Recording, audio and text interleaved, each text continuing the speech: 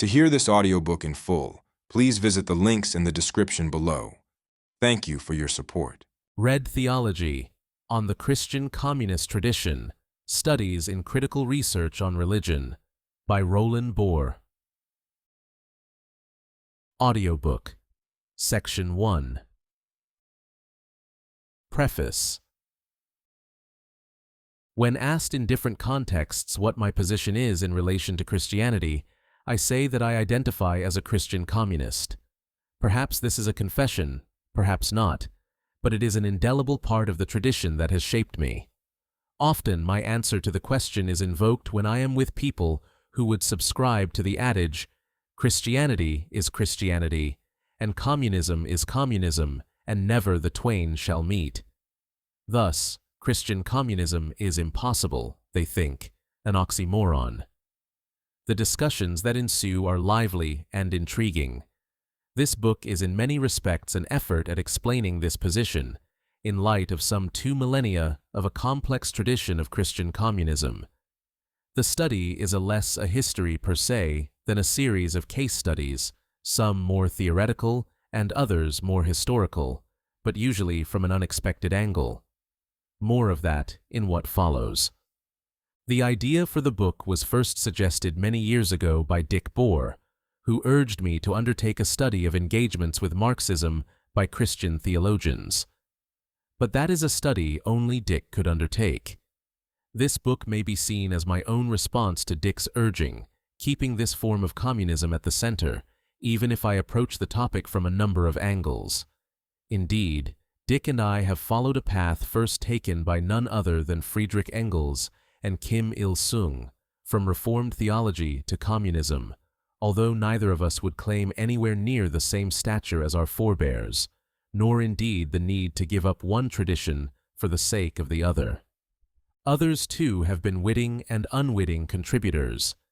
Given that the initial ideas were developed in a number of different contexts, although nearly all of it has either been rewritten or indeed written anew, I would like to thank Dick Horsley, Neil Elliott, Janelle Watson, Egon Hamza, Marion Maddox, Jeff Bauscher, Matt Sharp, Li Yaji, Sun Shuli, Yu Min, Lu Shaochen, Zhang Jing, Zhang Fengyu, Zhang Shuangli, Zhu Yanming, and Zhu Kaihong, to name but a few. I also appreciate deeply the careful and detailed work of Warren Goldstein, one of the best editors on the planet and one of the most insightful. Each person has in their own way made suggestions, challenged me, and encouraged me to develop my thoughts further. In all this, Christina Pedersen and I continue our common project, to whatever unexpected part of the world it might take us. The Hill, January 2018. Series Editor's Preface. When it comes to the relationship between Marxism and religion or theology, Roland Boer is the leading expert. With over 20 monographs and hundreds of peer-reviewed articles and book chapters, the volume of his scholarly output is only matched by its high quality. With a background in European classics and biblical studies, he not only approaches Marxist texts with the eye for detail of the biblical critic, but approaches biblical texts from the perspective of the historical materialist. I am therefore incredibly pleased to have Professor Boer contribute this book to this series, Studies in Critical Research on Religion. This volume brings together much of his corpus, with many of the chapters being a synopsis of earlier works. In addition, chapters 8, 10, and 14 on Marxist-Christian dialogue, Farnham Maynard, and on religion in North Korea are previously unpublished. The last is particularly impressive since it helps shed light on a country whose image is distorted by Western news media. Boer's research on the interconnections between Marxism and religion brings to light that both have a cold and a warm stream, and that it is the latter that can illuminate the path toward a more humane future. Warren S. Goldstein, Ph.D. Center for Critical Research on Religion. Introduction. All things in common has been the slogan of Christian communists for some 2 millennia. It originally comes from Acts 2:44 with a variation in Acts 4:32. But it was actually a Marxist, Karl Kautsky, who established that there is a distinct tradition of this form of communism, inspired by these biblical texts and constituting the longest continuous form of communism in the world. I will have more to say about Kautsky in the first chapter, for I have long been intrigued by his massive work from 1895, Forerunners of Modern Socialism, which traces the history of Christian communism through European history. Given its relative obscurity, I set about rereading Kautsky as a preparation for writing this book, especially since much of the work remains untranslated. As is the way with such rereadings, I saw it in a way I had not seen before, identifying new insights and avenues of thought.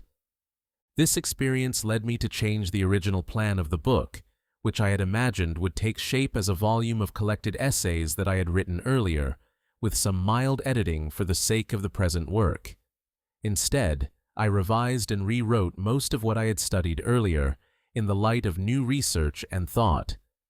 Only a few of the chapters have come through somewhat unscathed, those on the novel Q, Calvin, Luther, Althusser, and Chinese Christian communism. The remainder is almost or completely new, especially since I have delved into areas I had not researched before, such as the Marxist Christian dialogue of the 1960s and 1970s, and the distinct developments of Christian communism in the Democratic People's Republic of Korea, informally known as North Korea. The result is a largely new work with its own logic. I have organized the chapters in a geographical manner, following the intriguing path of Christian communism. After a careful reassessment of Kautsky's identification of the tradition itself, I focus on the West Asian provenance of Christianity. This entails an examination of the nature of early Christian communism and the debates that swirl around this phenomenon, before engaging with its appropriation and transformation in a European context. By this time, my preferred approach should become clear, for I deal with the manifestations of Christian communism from different angles, whether a popular novel concerning the revolutionary currents during the Reformation, Calvin's struggles over whether one should overthrow ungodly rulers, or the engagements with Luther by Marx and Engels. In the modern era, I engage with debates over whether Marxism is a secularized form of salvation history, the Marxist Christian dialogue, and the intriguing efforts by a young Louis Althusser to develop a form of spiritual revolution. My love of finding unexamined corners of the tradition appears yet again with a chapter on the Australian Christian communist and priest, Farnham Maynard. This chapter provides the first step into other parts of the world, with studies of the consistent need for the Russian Bolsheviks to engage with new forms of Christian communism, its initial appearance in China with the Taiping Revolution in the 19th century, the development of a distinct Chinese tradition in the early 20th century, and then the unexpected but fascinating transformations on the Korean peninsula, with a focus on Kim Il-sung. A couple of major themes appear early in my analysis, so let me identify them here. The first is that Christian communism is predicated on profound criticisms of the state of the world, usually from a sense of radical divine transcendence. For some, the answer has been to establish alternative and inevitably small communities that seek to embody a different way of living out their belief and practice within the world.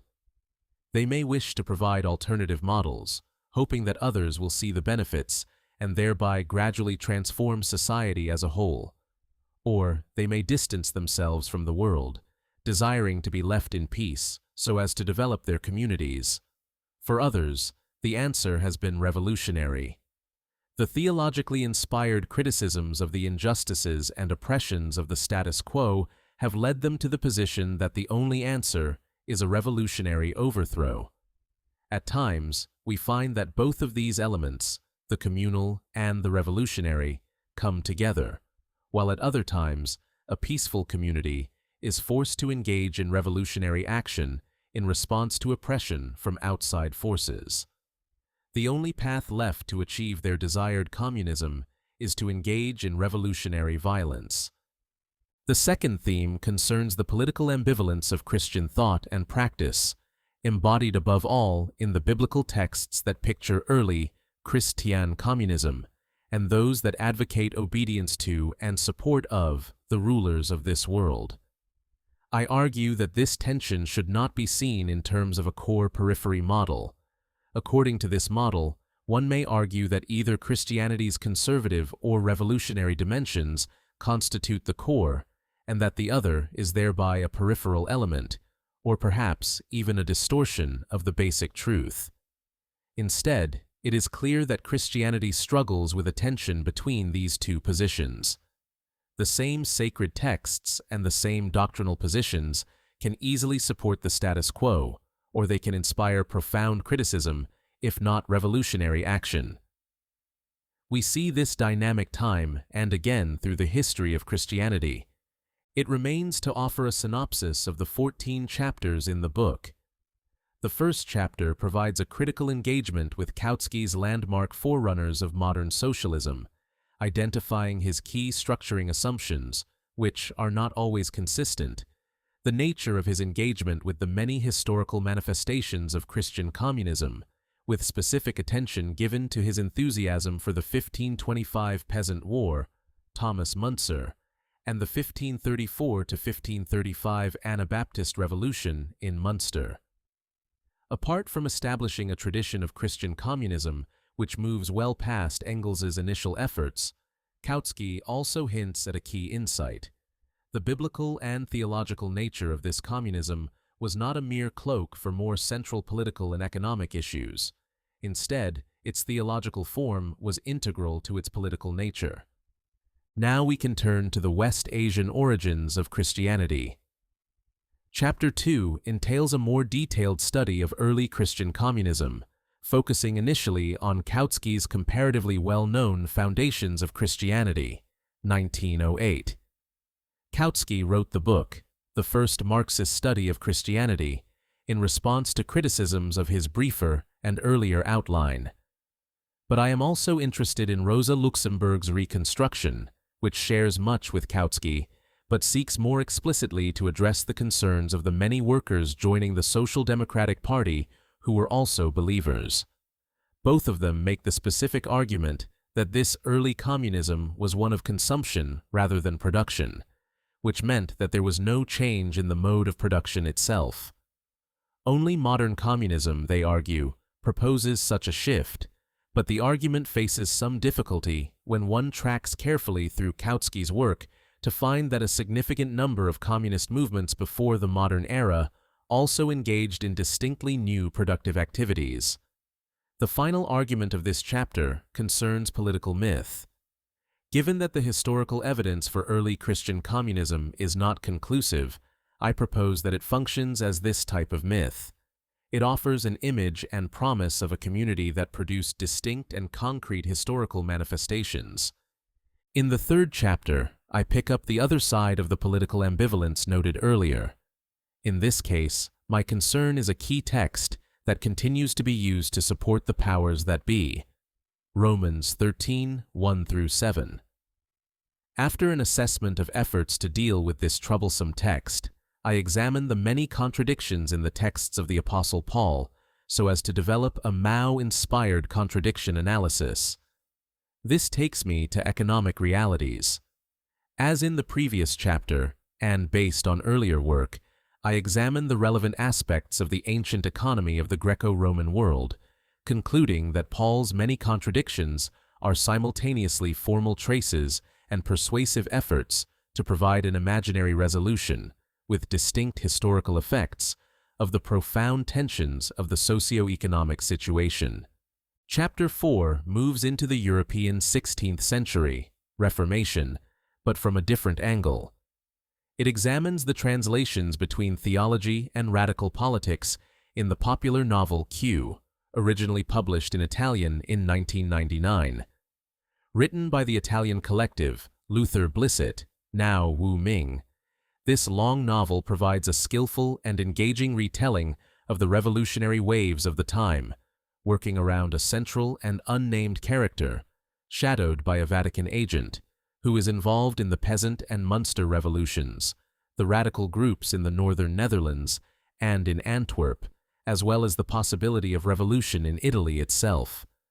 I seek to situate the novel within the Marxist approach to Christian communism, which includes, apart from Engels and Kautsky, Anatoly Lunacharsky, and Ernst Bloch. Antonio Gramsci also peers over the pages of Q, especially in his wish that Italy too might have experienced the Reformation. From there, I analyze 4 themes or tensions with which the novel deals, themes that are inherited from that tradition, but to which it gives new angles: passion and reason, rupture and communalism, the political bivalence of Christianity, and the issue of translation between radical politics and theology. The next chapter moves to another expected corner, the work of John Calvin, especially the last chapter of his Institutes. Why Calvin? Is he not an arch-conservative, a proponent of predestination, and at the roots of so much evangelical conservatism today? In this part of the Institutes, we find a somewhat different Calvin. Despite his strenuous efforts to advocate obedience to rulers, Romans 13, he is too careful a student of the Bible to avoid the conclusion that one is duty-bound to disobey any ungodly and tyrannical ruler. By focusing on the literary structure of Calvin's argument, I analyze his struggles over this question. His assertions that rulers should be obeyed, come what may, and the recognition that God and God's appointed agents may, under certain conditions, punish and remove tyrannical rulers. All of this leads to his final recommendation not to obey ungodly rulers. In this matter, Calvin reveals the tension mentioned earlier between radical and conservative elements of Christian theology. The 6th chapter concerns the other great leader of the magisterial Reformation, Luther, but it does so via another angle. I examine the engagements with Luther by Marx and Engels, doing so in 3 sections. The first focuses on human nature, showing how the Augustinian focus of Lutheranism contrasts with the tendency towards a more Pelagian position in Marxism. The second turns to Engels's assessment of the German Peasant Revolution of 1525, in which Engels seeks to characterize Luther as the champion of a fledgling bourgeoisie, burghers and reforming princes, only to signal his awareness of Luther's more radical, if not revolutionary edge that inspired leaders like Thomas Müntzer. The third and longest section concerns Marx, who, somewhat surprisingly, offers a critically dialectical engagement with Luther. For Marx, Luther marks the necessary first stage of the German Revolution, without whom the second stage could not happen. By now, we have moved into the modern era in Europe, when Christian communism and Marxism found themselves in constant, albeit often uneasy, interaction. In this light, Chapter 7 focuses on the abiding question as to whether Marxism is a form of secularized Jewish and Christian Heilsgeschichte, or salvation history. The answer turns out to be negative, although this entails analyzing specific materials from Marx and Engels. These include Marx's close interactions with Bruno Boer, Engels's lifelong fascination with the biblical book of the Apocalypse, usually designated Revelation, and the apocalyptic and biblically inspired forms of communism with which Marx and Engels engaged. In each case, we find that both of the founders of modern communism opposed those forms that were shaped by biblical models. The key, however, is the lengthy and oft-ignored polemic against Max Stirner in the German ideology. Finding that Stirner is still beholden to Christian themes, Marx and Engels begin to develop the first and rough outlines of what would become historical and dialectical materialism.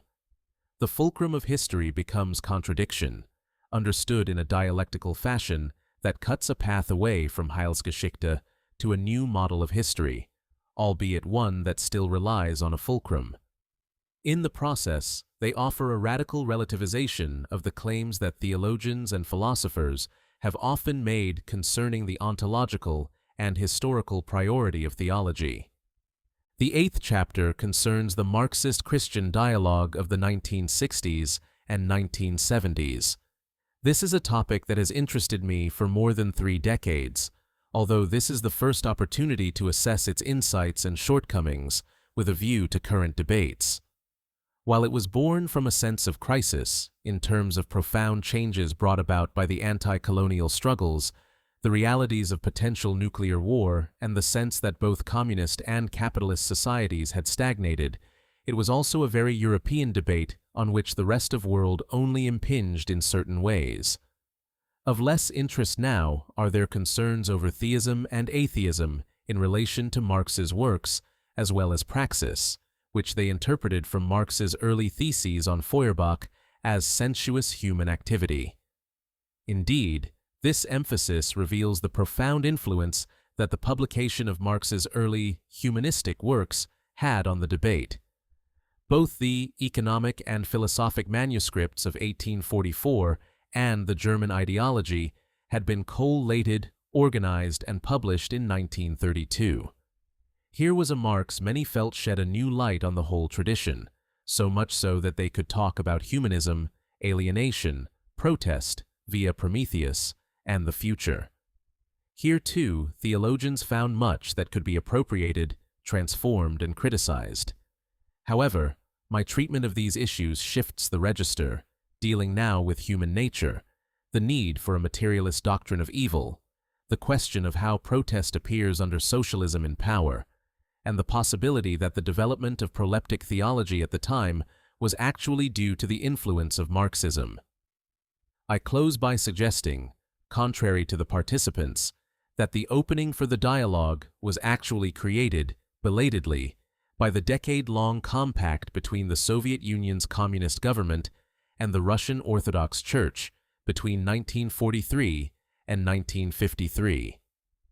One of the traps of the Marxist-Christian dialogue was to assume that a person was either a Marxist or a Christian, but not both at the same time. The reality was that some were indeed both, so this chapter and the next examine 2 examples. In Chapter 9, I engage with Louis Althusser, particularly an important text, A Matter of Fact, written in 1948. In this essay, Althusser attempts to develop a theory of the revolution of religious life. It appeared at an important juncture of his life, for he was still a member of the Roman Catholic Church, but had recently joined the Communist Party of France. The tensions of that conjunction are clear, but I am interested in his attempt to extend, by analogy, the Marxist theory of social revolution into a revolution of personal spiritual life. In this effort, the context is the apparent untranscendable horizon of the Roman Catholic Church. So, Althusser begins by outlining the condition of an ailing, out-of-date, and reactionary church. He then focuses on the conditions for wider social revolution, with which progressive members among the faithful must join in a politics of alliance. Finally, he attempts, all too briefly, to outline what a personal religious revolution might be. In his own way, Althusser finds himself part of the long tradition of revolutionary Christianity. The other person who embodies both dimensions within his own thought and action, thereby carrying on the dialogue internally, is the Australian priest Farnham Maynard, 1882 to 1973. Long the Anglican priest at St. Peter's Eastern Hill in Melbourne, he was not only a proponent of the spiritual revival embodied in Anglo-Catholicism, but also one who had trained in science. So his approach to Christian communism was via a method that may be called a dialectic of science and prayer.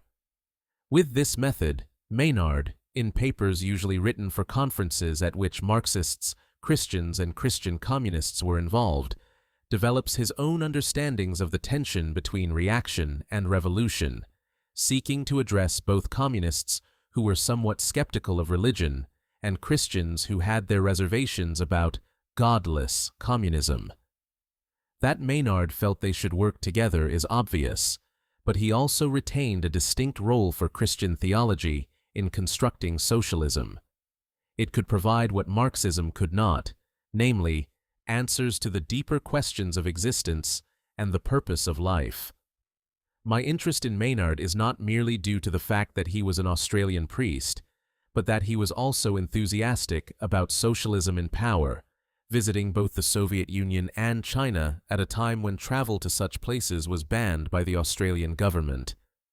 Maynard's travels, apart from the fact that we have already moved outside Europe, takes me to both places. Chapter 11 deals with the Russian Revolution and the effort to construct socialism in that part of the world. Although I draw on earlier research, the shape of the chapter is new. It begins with the constant need for the Bolsheviks, and especially Lenin, to come to terms with Russian peasant socialism, embodied in the simple but profound slogan, "The land is God's." The next section analyzes Lenin's complex engagements with Tolstoy, the most well-known exponent of this tradition of peasant Christian communism. While Lenin seeks to identify the distinct insights from Tolstoy, especially in terms of the profound criticisms of feudal and capitalist exploitation in Russia, he dismisses Tolstoy's Christian communism as simplistic, spiritualized, and impractical. But Lenin misses the way Tolstoy deploys both the revolutionary and communal dimensions of the tradition I have identified. In Tolstoy, they are inseparable. The third section engages with Anatoly Lunacharsky, who offers the most unique Russian contribution to the whole tradition. As a resolute atheist, Lunacharsky developed God-building, by which he meant that the gods of religion were ideal models to which human beings should strive through socialist construction. Lunacharsky saw revolutions as high points of this God-building, but his lasting contribution was to structure the world's first socialist educational system in terms of God-building, leaving a legacy for later socialist education policies. In the 12th chapter, I move back in time a little to the Chinese Taiping Revolution in the mid-19th century. It was not only the largest revolutionary movement in the world at the time, but also one that was inspired by Christianity. Indeed, it marks the moment when the revolutionary religious tradition arrived in China. My account of the revolution stresses the role of the Bible, its radical reinterpretation by the Taiping revolutionaries, and the role it played in their radical acts and their reconstruction of economic and social relations. My assessment of the Taiping Revolution needs to engage with the many interpretations offered in both Chinese and foreign works, since I seek to provide a distinct interpretation in light of the Christian communist tradition. To this end, I identify a number of key features: its revolutionary nature, challenging the whole imperialist system in China; its effort at constructing a different social order; its constitutive use of unorthodox or heterodox interpretations of the Bible; its emphasis on dreams and visions; its deep contextualization or sinification; and its primary appeal to peasants and disaffected laborers, especially miners. I close the chapter by considering Mao Zedong's cautious assessment, particularly since it is so often seen as the first modern revolution in China.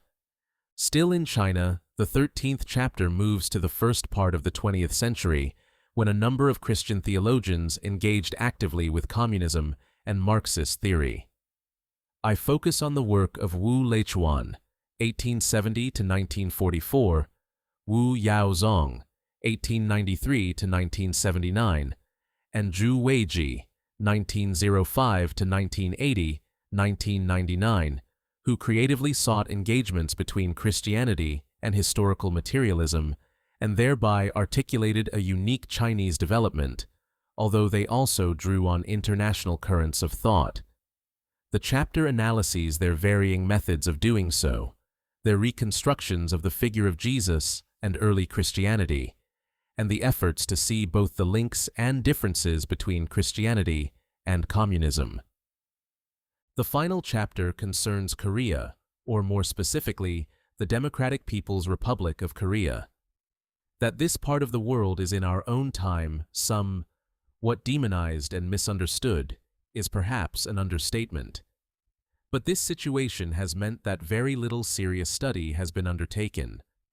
My analysis begins by considering the role of Kondoism, a uniquely Korean form of religion that arose in the 19th century.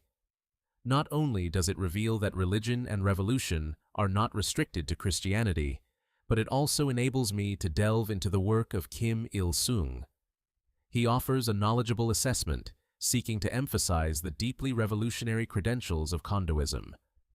The next section continues with Kim Il-sung, now in terms of his extensive assessments of Protestant Christianity.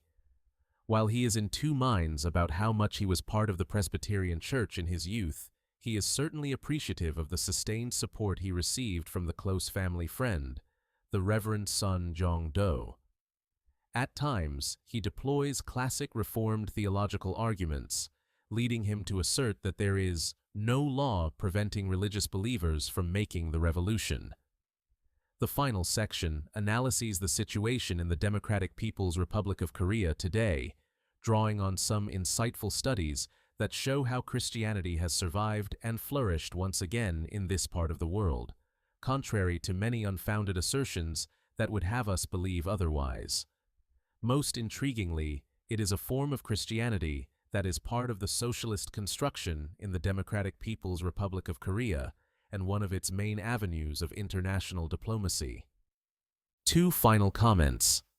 First, a book such as this does not seek to deal with every aspect of the Christian communist tradition, for this would require an encyclopedia. For example, I do not engage in detail with either Messianism or the Essenes.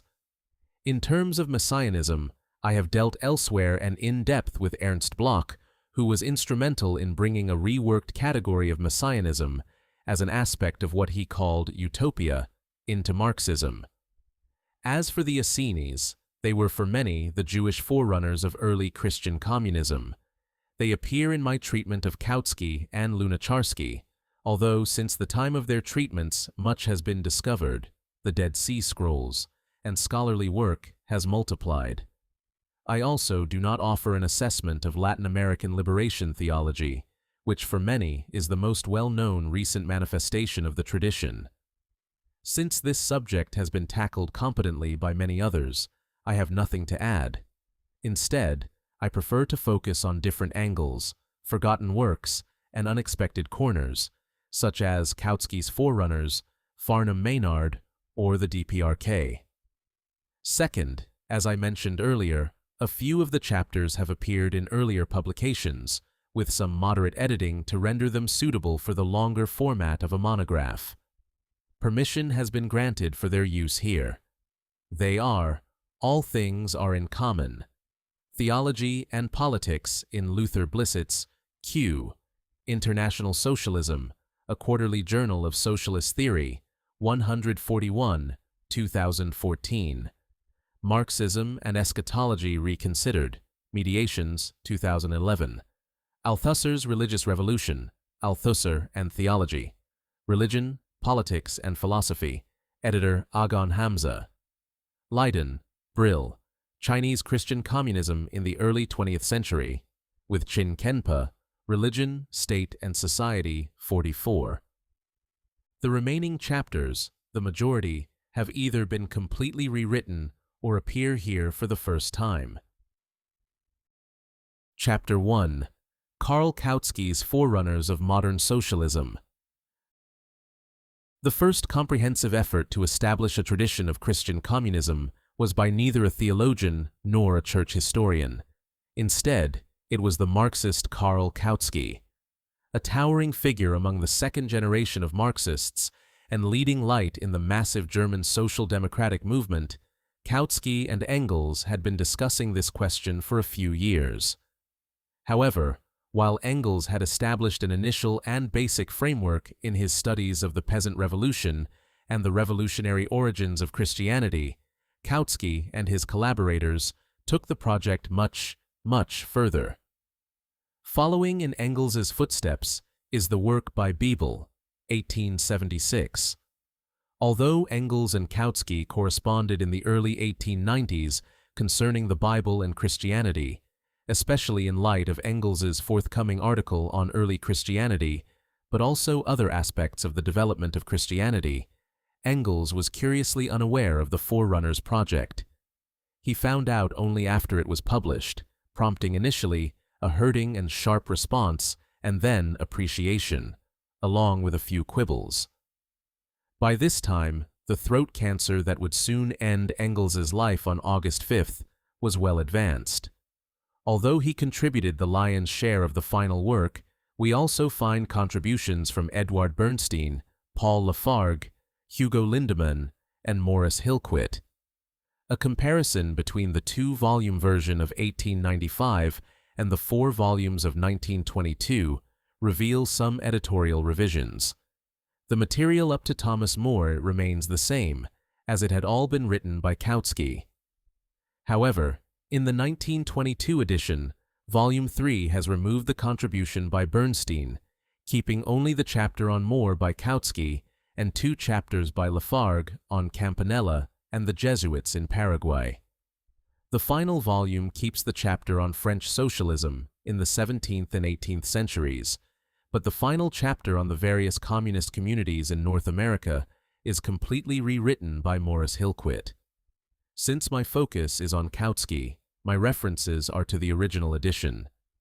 Despite its importance, Forerunners has often been neglected, although this is not the case with the earlier work by Ernst Troeltsch. Troeltsch felt called upon to take Kautsky's Marxist approach to task, although he follows a similar line in relation to the medieval and Reformation groups. For a detailed and insightful study, see Goldstein, 2014. By contrast, more recent work devoted to Münzer at best mentions Kautsky in passing, but usually prefer to ignore him, as do those that focus on the Münster Revolution. Marxist scholars, too, have been rather keen to dismiss his work.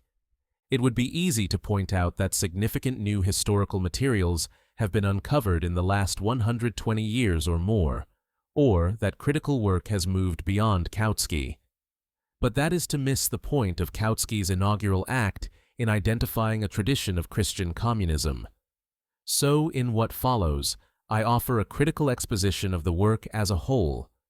The process entails dealing with a mix of sources in German and English. Indeed, a signal of, if not also a contributor to, the neglect of the work is that only part of the work has been translated more than a century ago. Communism in Central Europe in the time of the Reformation, 1897, comprises an abridged version of the original first volume published in German. It leaves out a swathe of material from Plato to the Beghards, as well as later chapters on medieval movements from the Waldensians to the Dulcinians, the Beghards, and the Lollards. For this reason, my references are at times only to the German material, while in other moments I am able to refer to both English and German texts. My exposition seeks to present the main topics covered, noting Kautsky's enthusiasms, especially the Peasant Revolution of 1525 and that of Münster in 1534 to 1535. But above all, drawing out and focusing on the key analytic categories deployed. To wit, Kautsky deploys a number of distinctions that attempt to organize his narrative. The first concerns communal organization and revolutionary action. Kautsky identifies communistic formations in all of the groups or proposals he studies, from Plato and early Christian communism onwards. However, it becomes somewhat secondary with the first militant group, the Dulcinians, at the beginning of the 14th century. This revolutionary militancy will characterize nearly all of the groups that follow, down to the Anabaptists at Münster, although he puts due emphasis on the latter's communal dimensions. In Kautsky's hands, this distinction becomes a historical one. I will not say more concerning the distinction here, for it will be subjected to analysis and criticism in what follows. A closely related distinction is between, on the one hand, the unpolitical and passive, and, on the other, the politically active and rebellious. While the former he finds with early Christian communism, the latter type appears with the Dulcinians, fueled both by economic developments and a burning desire to read the Bible for themselves. Thus far, Kautsky has not provided any feature that distinguishes modern communism from pre-modern forms. He may observe that early Christian and heretical forms of communism are one with the modern variety in terms of their international, or rather interlocal, nature.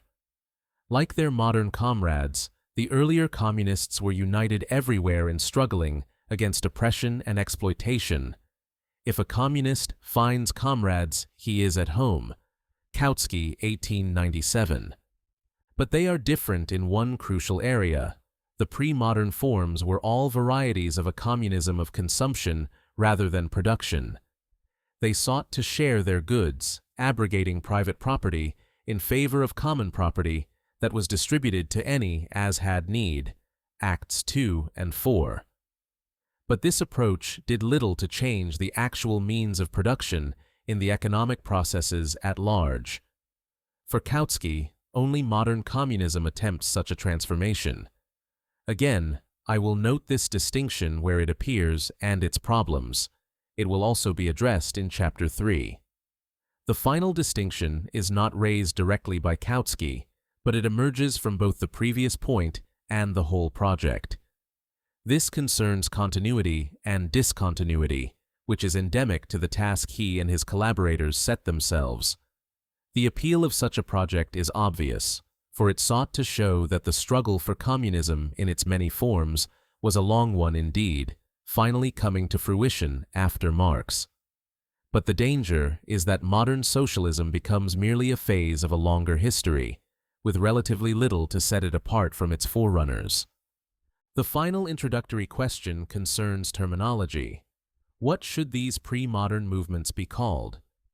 Kautsky distinguishes between different types of communism, particularly Christian communism, monastic communism, heretical communism, and modern communism.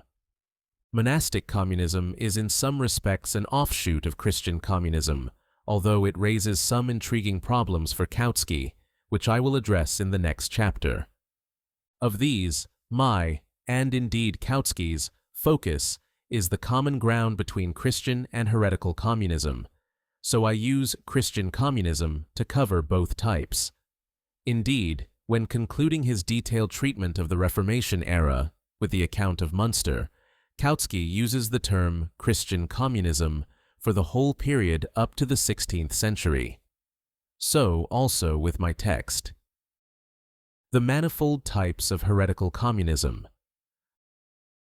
The first volume of Forerunners, completely written by Kautsky, sets the scene by discussing briefly Plato's Republic, summarizes the main points concerning early Christian communism, sets up the socio-economic context of the European Middle Ages, delves into the many radical movements from the Waldensians to the Bohemian Brethren, and then focuses intently on the Peasant Revolution and the Anabaptists in Münster. His concern is to establish, in good historical materialist fashion, the socio-economic background to each of the movements he analyzes, which then enables analysis of the ideological and political dimensions. Thus, with regard to Plato, he initially covers the political, economic, historical, Peloponnesian War, and even philosophical, pre-Socratic, context of Plato's thought, before engaging with the Republic. Here, Kautsky finds the first systematic and philosophical outline of communism. However, unlike later forms of communism, it is what he calls Gleichheitskommunismus, or egalitarian communism. The term comes from Engels, forerunner of later liberal versions. It should also be distinguished from salon communism, characteristic of Roman rulers playing with philosophy.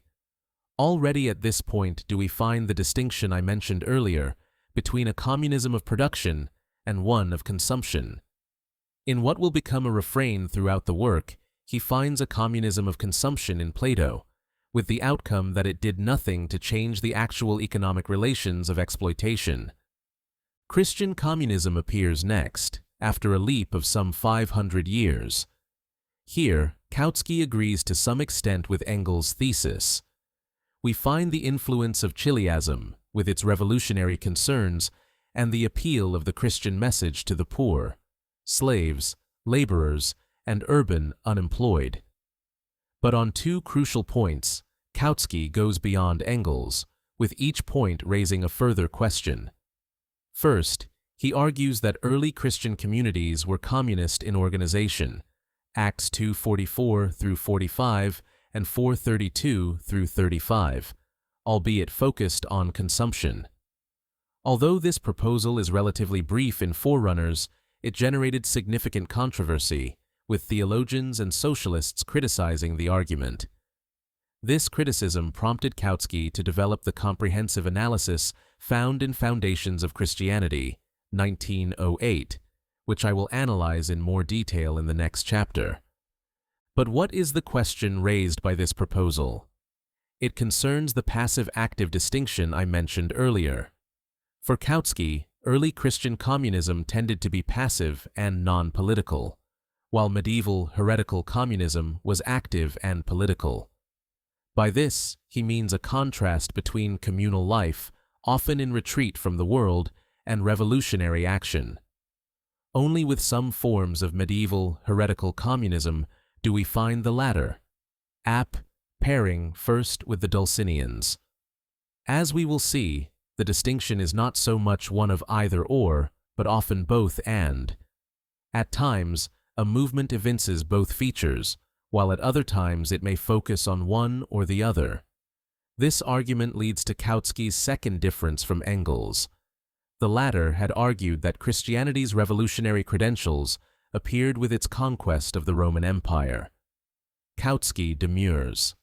Instead, he sees this conquest in terms of a narrative of betrayal, if not a fall narrative, Genesis 3. The betrayal in question was the transformation of Christianity from a communist movement to the religion of empire by the 4th century CE, with all of the attached privileges. Formally, this narrative is endemic to both reform and socialist movements. At some point, so the narrative goes, the church or a socialist revolution loses its way, becoming corrupted by the trappings of power.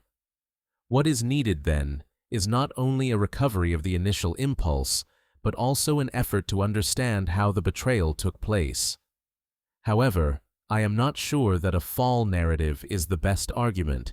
Kautsky will use it from time to time in his treatment of medieval movements, for it assumes an authentic and original core that is then undone. Instead, I will develop later an initial and constitutive contradiction that can lead in either a reactionary or a revolutionary direction. Let us stay with this problem a little longer. According to Kautsky's account from 1895, he seeks to explain how the European Christian Church became in the Middle Ages a possessor of massive property and enmeshed with slavery. He does not deal with the large Church of the East and its push across into China, let alone Eastern Orthodoxy or the Coptic Church. Given that he analyzes this development in terms of a narrative of betrayal, Kautsky has to account for the rise of radical communist movements in the Middle Ages and the Reformation era. He sees these movements as recovering the initial impulse of early Christian communism, albeit transforming this impulse from a passive to an active role. This shift, he argues, was due to crucial economic changes. Thus, in the second chapter of Forerunners, he sets the context for later radical developments. Here, we find treatments of various wage workers and nascent classes, artisans, guilds and journeymen, the roles of apprentices and masters, the organization of groups in what would later be called class struggle, the village communes with land held in common, Markgenossenschaft, and the mining right, the tensions between town artisans and miners, the rise of early capitalist engagement with mining, and the miners themselves. What emerges from this analysis is that the Middle Ages was certainly not stagnant in terms of economic changes, and that class struggle was already becoming a paramount issue. Now Kautsky delves into the long history of Christian communist movements. Since one can find outlines of each movement in other places, I do not need to repeat such outlines here. Arnold of Brescia, Waldensians, Apostolic Brethren, Dulcinians, Beghards, Lollards, Bohemian Brethren, running from the 12th to the 15th centuries. Instead, let me return to the distinction between communal practice and revolutionary action. Although a key insight of the study, Kautsky deploys it in different ways. At times, it takes the form of a passive-active opposition, used to distinguish early Christian communism from the heretical communism of the Middle Ages. At other times, the term communist applies to communal organization, and at others, he distinguishes between movements in terms of one or the other tendency. I am particularly interested in the last distinction, for reasons that will become clear. Thus, Arnold of Brescia, the Waldensians and Apostolic Brethren focused on communal organization, while the Dulcinians, the early stages of the Bohemian Reformation, Taborites, and at times the Lollards were more revolutionary. The next 3 chapters are omitted from the English translation. Chapter 3 of Part 3 on heretical communism in Italy and southern France. Chapter 4 on the Beghards. Chapter 5 on the Lollards. So we find Arnold of Brescia's call for the Roman Catholic Church to renounce temporal possessions and return to apostolic simplicity, as well as his leadership role in the Commune of Rome from 1145 to 1155. He was rewarded for his efforts with hanging, burning, and having his ashes thrown into the Tiber River. Or the Waldensians, who initially gathered around Peter Waldo in Lyon, 1173. Crucial for them too was voluntary poverty, selling all one has and having property in common, Acts 2 and 4 and the Sermon on the Mount, relative gender equality, and, due to systemic persecution, a retreat to the countryside, especially the valleys of the Piedmont. Here they took on what Kautsky calls the character of small peasant democracy, or the Apostolic Brethren, Apostolici, inspired by Gerardo Segarelli, a poor dealer from Parma in Italy. He and his followers too renounced possessions, first in 1260, and had goods in common, but they also dressed as they thought the first apostles might have done, going about begging and preaching repentance, inspired by Mark 6:7-13 and Luke 10:1-12. Or the Beguines, and then the Beghards, or Sisters and Brothers of the Free Spirit. Kautsky focuses more on the latter, who emerged in the 12th century around Liège and spread into the Netherlands and the regions around Cologne. Condemned and persecuted from time to time, women and men of the movement persisted until the 17th century. Although they formed voluntary communities, focusing on spirituality and communal living, they differed from many of the others by continuing their types of skilled labor, often as weavers. Kautsky dubs their movement as one of a communist cooperative. They formed, in other words, local units of production, gaining a reputation for diligent labor that was to become a characteristic feature of the Taborites, Bohemian Brethren, and Anabaptists in Moravia. Of course, this productive emphasis questions Kautsky's efforts to characterize all of the pre-modern movements as determined by a communism of consumption, upon which he will elaborate some years later in Foundations of Christianity. See the next chapter. Clearly, they were focused on production, an issue to which I will return. But at this point, let me ask another question.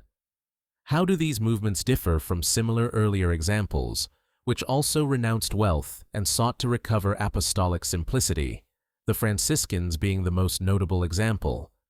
Simply put, each of them drew the ire of the Pope. Had they been approved, they would have fallen into a monastic pattern and developed into aristocratic communism. But this was not to be. Instead, the plethora of such movements was resisted, condemned as heretical and persecuted, to the extent of a ban on all new men. Dicant movements at the Second Council of Lyon in 1274. Radicalization was the natural response, in which religious symbols, Eucharist in both elements and vernacular Bibles being the most common, were championed against a Rome that became the evil and idolatrous Babylon of the Book of Revelation. Radicalization was not restricted to communal life and the rejection of Rome. At a certain point, armed resistance would also appear in the form of the Dulcinians. Indeed, for Kautsky, they mark the first attempt at an armed communist uprising. So they were not merely brigands or even guerrilla fighters, holding out against crusaders sent to crush them in their fortress on Monte Rubello in the Piedmont. And it was not merely because Fra Dolcino of Novara, 1250 to 1307, who took over leadership of the Apostolic Brethren in 1300 and turned them in a militant direction, had a liking for the millenarian theories of Joachim of Fiore, although these theories also have venerable revolutionary credentials after the work of Ernst Bloch. Kautsky is keen to emphasize how the revolutionary approach also arose from changing socio-economic conditions, affecting peasants and wage workers, and leading them to a nascent sense of class consciousness.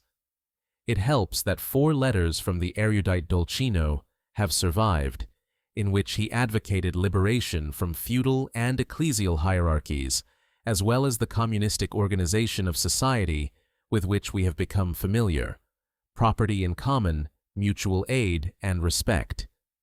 Clearly, the two sides Kautsky has identified, communal life and revolution, come together with the Dulcinians.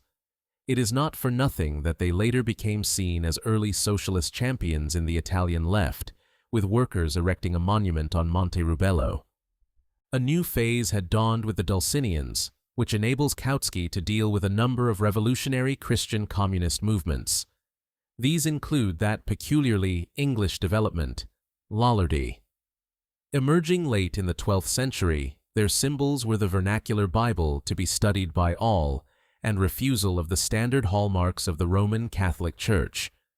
Due to repeated persecution, the Lollards eventually became revolutionary, especially in the Peasants' Revolution of 1381, although it included apprentices, artisans, gentry, and clergy, under the inspiration of John Ball and Wat Tyler, and driven by the economic upheavals of the 14th century.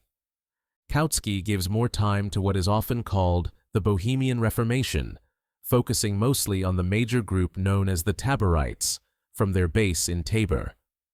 Emerging in the 14th century under the inspiration of Jan Hus, who was promptly burnt at the stake for his teachings, their biblically based theological and liturgical criticisms of Rome were closely connected with their communistic organization and formidable military might. Not to be neglected here are the economic developments in Bohemia, in terms of mining, an emerging money economy, enclosures, and deep changes in the class relations of the peasantry and nobility. Indeed, class provides the key to the initial success of the Taborites and their undoing, at least in their first phase. Focused on peasants and relatively new wage workers, it was able to develop both democratic organization and forms of production, 11 indicating once again that a communism of production could arise before modern communism, so much that the Taborites gained a reputation for their diligent labor and productivity. Kautsky's use of democracy here seems to be influenced by the close connection between democracy and communism at the turn of the 20th century in Europe and Russia. At the same time, Kautsky also uses democracy to refer to incipient bourgeois forms in the towns as town democracy. Let me return to the question of class, for here Kautsky also locates the undoing of the Taborites. In light of their stunning military successes, they attracted more and more other class elements, such as disaffected minor nobility, freebooters, brigands, and so on. This had the effect of diluting the initial communistic impetus and introducing divisions in the movements, all of which took place while their opponents were regrouping and in the context of their inability to effect a full transformation in mode of production. The time, in other words, was not ripe. The effective end of the Taborites came at the Battle of Lipany, May 30th, 1434, in which their army was all but wiped out. 3 years later, the remainder capitulated to Emperor Sigismund. The final movement before the era of the German Reformation is the Bohemian Brethren, who both continued the spirit of the Bohemian Reformation of the 15th century and fell decisively on the side of communistic social organization. Kautsky seems to have relatively little interest in this group, for his analysis is somewhat superficial. Making their first appearance in 1457, they eschewed revolutionary violence and focused on radical communistic settlements. Even under persecution, forcing them to flee into the forests and caves, they continued their form of collective life, which also entailed diligent attention to labor. Here lies the source of their fall, according to Kautsky. Such labor produces relative wealth, putting pressure on the community. After some internal struggle, the Bohemian Brethren succumbed to the temptations of wealth and became too bourgeois and relatively pacifist for Kautsky's interest in their later development, especially after their rejuvenation in Saxony from 1722. Although we have encountered this fall narrative on more than one occasion, I have not as yet commented on its inherent problems. Given its biblical provenance, it is common indeed in the history of Christianity, but it faces significant problems. Let me put it this way. Such a narrative entails a claim to return to the original teachings and social practices that have been distorted by the many layers of institutional corruption. This tendency may manifest itself as moderate reform or radical revolution, but it is predicated on the claim to originality. The perpetually new monastic movements in the Middle Ages, through to the Protestant Reformation, and especially the Peasant and Münster revolutions, all evince the same pattern with myriad variations. Of course, there is no singular account of origins in the sacred texts, so that each reform movement could, and still does, lay claim to a different origin. But Kautsky's use of this narrative is not restricted to his treatment of Christian communism, for, like so many Western Marxists, he also has a tendency to deploy an analogous fall narrative in relation to Marxism itself, predicated on finding the original meaning of the texts of Marx and Engels. To return to the Bohemian Brethren in their later incarnation, under the auspices of Count Zinzendorf in Herrnhut, Saxony, is an alternative to a narrative of betrayal possible. It may be the case that the path of these reformers was, particularly in Eastern Europe, a complex transition to capitalism rather than a simple betrayal. Another way of putting it is that the early movement made the transition from sect to church, but I seek to emphasize the economic dimension. In breaking with the refeudalization of Eastern Europe, working in early forms of industrial production, in village houses, and highly mobile, they may well have enabled such a transition. Since I would like to focus for the rest of this chapter on Thomas Müntzer and the Anabaptists in Münster, let me deal briefly with the remainder of forerunners first. Kautsky's last contribution to the collection concerns his beloved Thomas More, who was also the topic of a separate earlier study. More's Utopia he regards as one of the major socialist texts before Marx and Engels. More, too, was inspired by Christian communism, which he found in old popular Roman Catholicism and the monastic tradition. Indeed, More was the last representative of this tradition, dying as a martyr. But More also criticized economic exploitation in the England of Henry VIII, offering utopia as an economic, political, and social alternative to what he experienced. At this level, he was also a materialist critic, thereby becoming the crucial link between older Christian communism and modern communism, between medieval religiosity and historical materialism. Christian communism may have come to an end with the Münster Revolution, but More provides the moment of transition in which the first glimpses of modern socialism begin to emerge. Later studies include those of Thomas Campanella, 1568 to 1639, who sought to establish a movement based on the community of goods with a distinctly apocalyptic tone, revising Joachim of Fiore's work. Campanella anticipated the Age of the Spirit in 1600. But this contribution was written by Paul Lafargue, Marx's son-in-law, who also wrote the section on the autonomous indigenous communities established by the Jesuits in Paraguay in the 17th and 18th centuries. A substantial study of the 17th century English bourgeois revolution was written by Edward Bernstein, excised from the revised edition of 1922, who covers the Calvinist inspiration of the Puritans, the Quakers, Francis Bacon, Hobbes's Leviathan, Harrington's Oceania, and especially the biblically inspired communist utopia proposed by Gerard Winstanley and the True Levelers. The final contributions come from Hugo Lindemann on the socialist developments in France and North America from the 17th into the 18th century, although the North American chapter was later rewritten, with much greater detail, by Maurice Hillquit. Here the focus is as much on the spate of utopian socialist literature as it is on communities themselves, or rather, in the French context. Literature abounded, while in North America one community after another was established, either to come to an end in a few short years or to transform into fully fledged capitalist enterprises. By this time, capitalism already had a couple of centuries to establish itself. North America may have presented a curious state of nature where one could experiment anew, but the reality was experiments that lent themselves towards fostering capitalist enterprises. By this time, the vast project bumps into the period when modern socialism emerges. Münzer and Münster. To return to Kautsky's reconstruction, if Thomas More's was his personal favorite, then, in popular consciousness, Münzer was, and is, the most brilliant embodiment of heretical communism. Engels's influence, from his essay of 1850, is one reason, but so also is the ability to claim an earlier hero for the struggles of workers and peasants.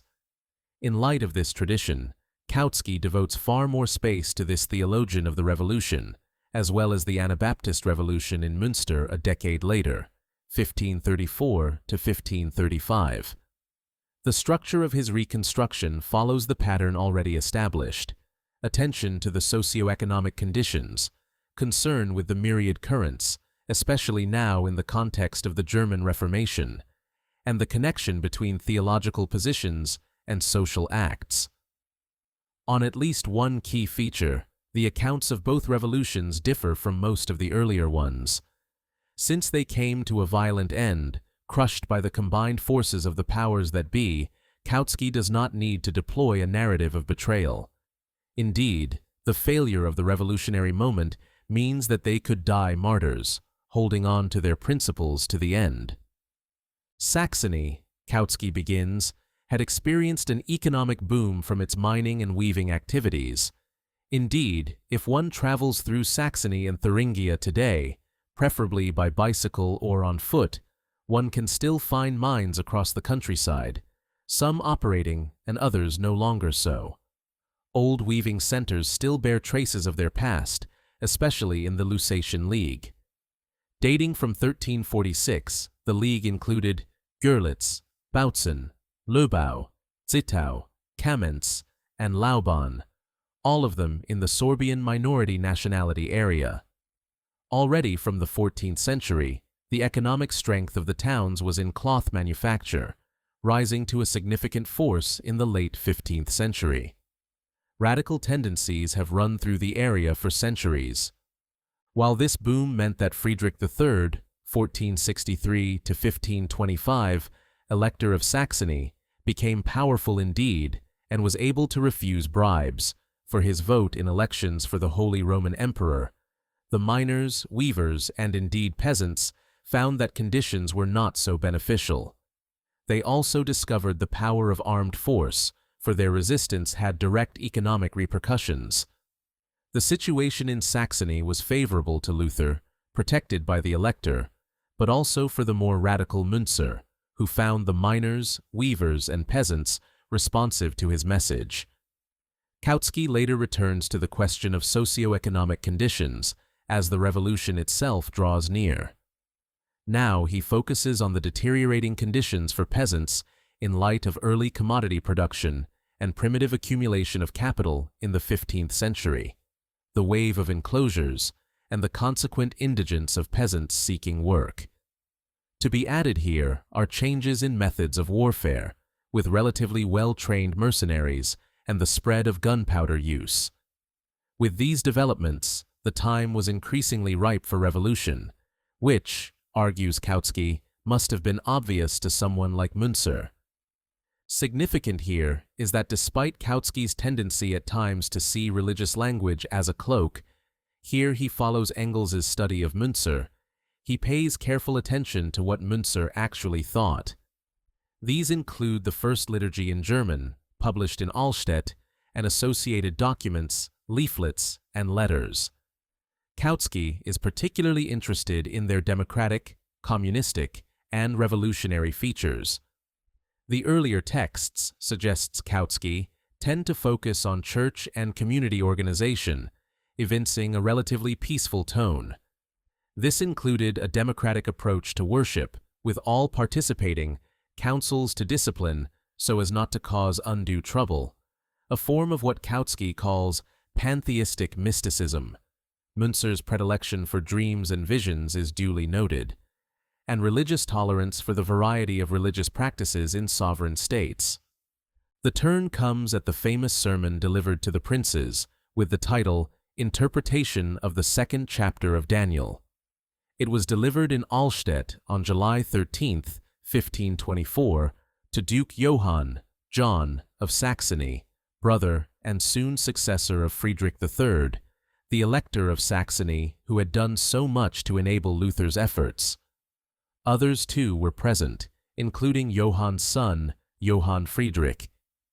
The sermon offers a skillful exegesis of Daniel 2, setting up sharp distinctions between the elect and damned prophet and soothsayer, Christ and Antichrist, so as to call on the princes to destroy the oppressors and evil ones, so as to liberate the poor and oppressed, who are humiliated now in a manner similar to Christ.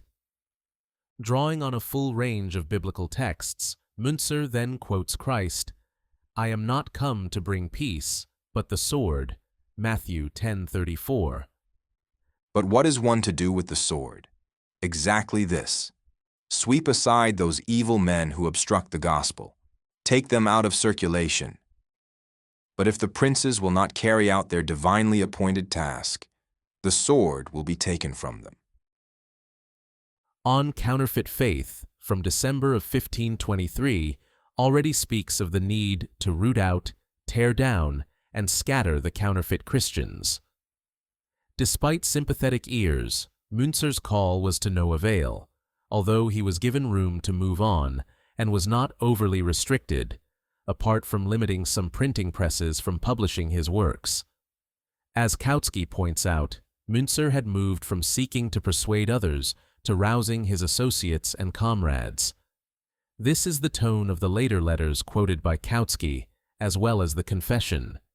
Indeed, here we find the crucial combination of both communal organization and insurrection. As Kautsky quotes, in regard to what was to be understood by the gospel, he asserts, "It is an article of our creed, and one which we wish to realize, that all things are in common, omnia sunt communia, and should be distributed as occasion requires, according to the several necessities of all. Any prince, count, or baron, who after being earnestly reminded of this truth shall be unwilling to accept it, is to be beheaded or hanged." The text translated by Matheson reads, All things are to be held in common, omnia sunt communia, and distribution should be to each according to his need, as occasion arises. Any prince, count, or gentleman who refused to do this should first be given a warning, but then one should cut off his head or hang him.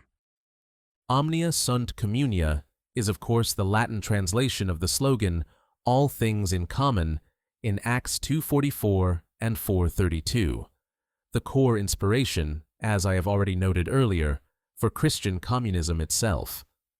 Kautsky also stresses the organizational ability of Münzer, for he was far from being a somewhat deluded visionary.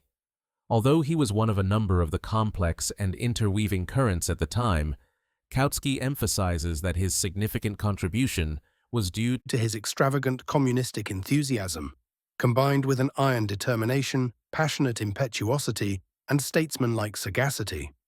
On this matter, Kautsky stresses the already existing networks, maintained through the Indefatigable interlocal activity of the communistic apostles. of peasants, townspeople, and especially the militant miners. In the end, it was not to be enough, for time was too short, plans were not sufficiently developed, and the divisions too strong. But not for want trying. All of this was inseparable from Münzer's theological engagements, with a view to overthrowing oppressors and freeing those burdened in the name of a thoroughly democratic and communist project. It was certainly not Ernst Bloch who first stressed the integral role of biblical interpretation and theological engagement with Münzer's and indeed the peasants' revolutionary activity, as Toscano mistakenly suggests. We find it very much in Kautsky's detailed reconstruction, so much that he can mention the gospel and democracy, communism, as one and the same. Münzer urged them to stand fast to the gospel, i.e., by the democratic cause, and to resist its enemies. Overall, Kautsky's analysis of Münzer is rather astute for its time, going well beyond Engels' effort, and despite a tendency to glide over material at other times. He is judicious when using secondary sources, attempting to address their anti-Münzer bias, as we also find with his treatment of the revolution at Münster. And he offers a gentle, and somewhat heretical in a German context, downgrading of Luther's contribution to the German Reformation.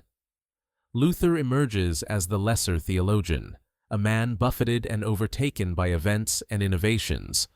All he could do much of the time was appropriate the initiatives of others and claim them as his own.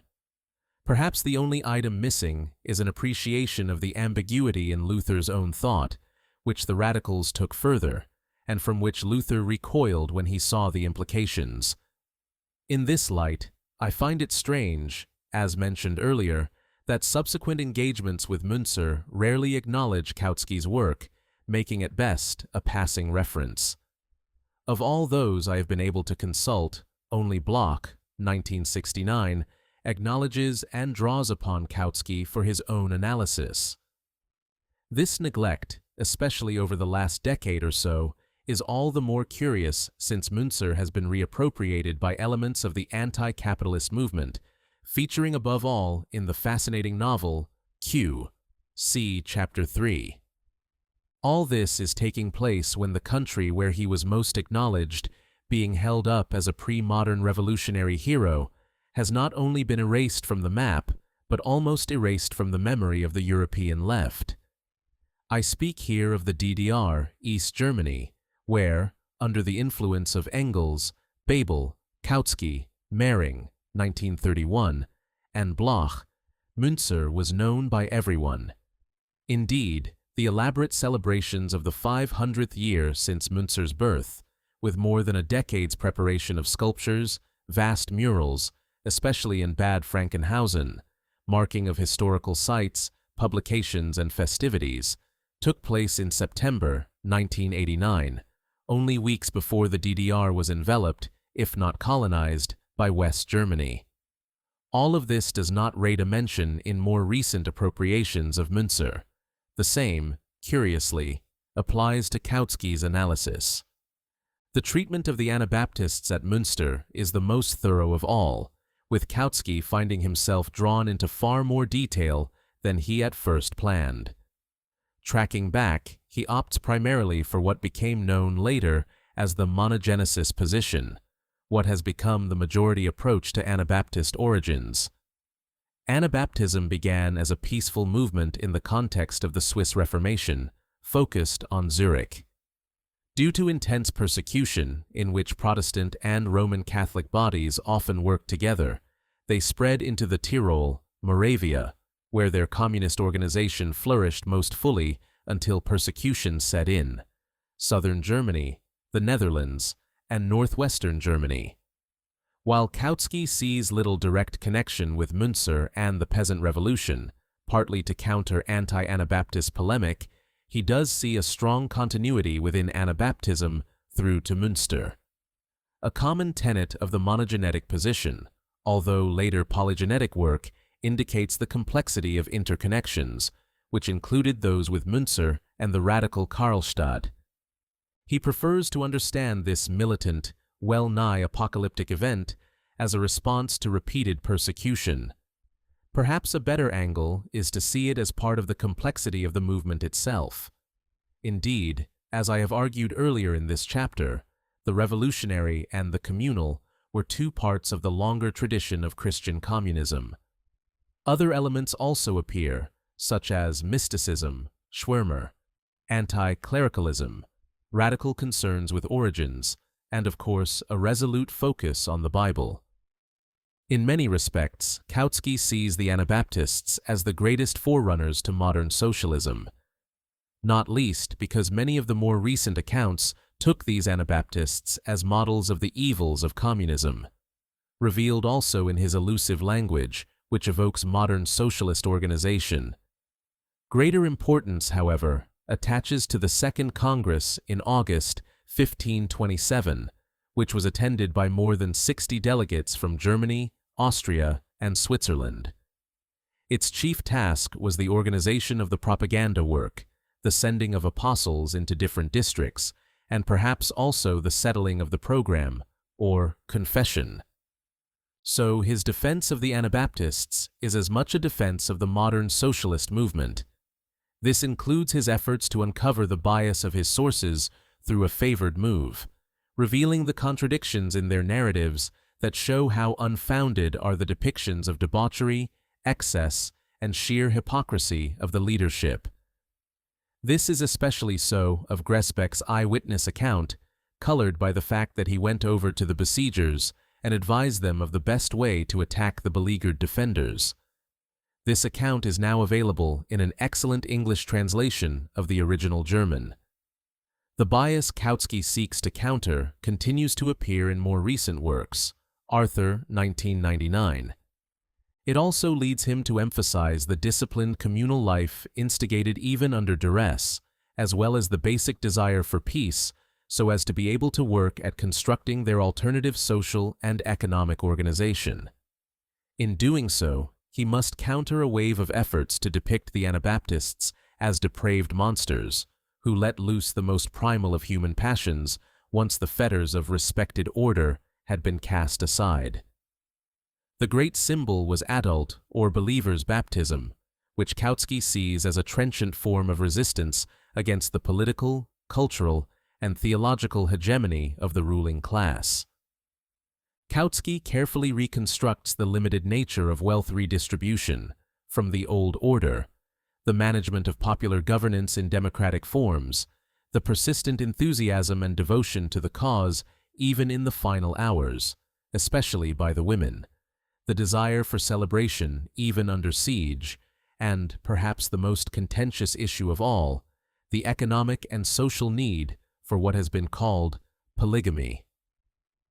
An old calumny indeed, leveled against all manner of socialist movements. The community of goods meant the communal use of women by men, or so the detractors were ever fond of pointing out, assuming thereby the possession of women by men. Kautsky argues for the economic necessity in a town under prolonged siege. Of about 10,000 defenders, 8,000 were women. Given that household structures were not dismantled, women were free to choose a household with a man in charge, and leave if it was unsuitable. On this matter, Kautsky develops what may well be his most profound insight. Any form of socialism is a work in progress, seeking the correct path to the unknown. Noting that there was no definitive statement on marriage, he traces the various reflections, announcements, backtracking, and reformulations, pointing out that they never got beyond the search for a suitable form of marriage that met the extraordinary circumstances in which they found themselves. This observation applies not merely to relations between the sexes, but to all forms of socialist construction. Too often do critics assume that socialism should be implanted perfectly in the blink of an eye, failing to understand that any such effort involves much trial and error for what can only be a work in progress. Kautsky also stresses the realities of Christian communism under siege, a lesson repeated time and again when any later efforts to construct socialism appear. Apart from the profound challenges of attempting to do so in what would later be an overwhelmingly capitalist context, the ferocity of opponents is usually unbounded, as the punishments meted out to the defeated defenders at Münster already show. So also with international blockades, economic sanctions, fostering of civil wars, and anti-socialist forces within, if not outright invasions that are found in the history of modern socialism.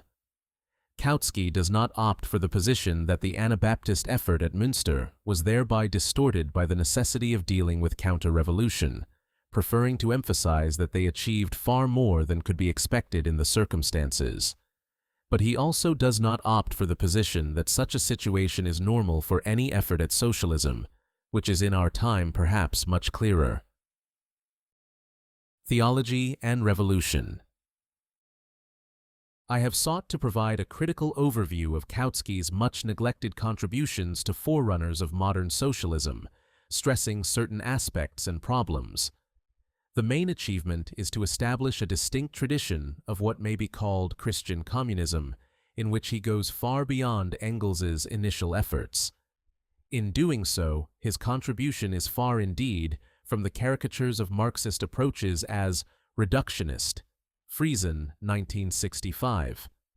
Instead, Kautsky's work shows clearly that a Marxist framework is inclusive rather than reductionist.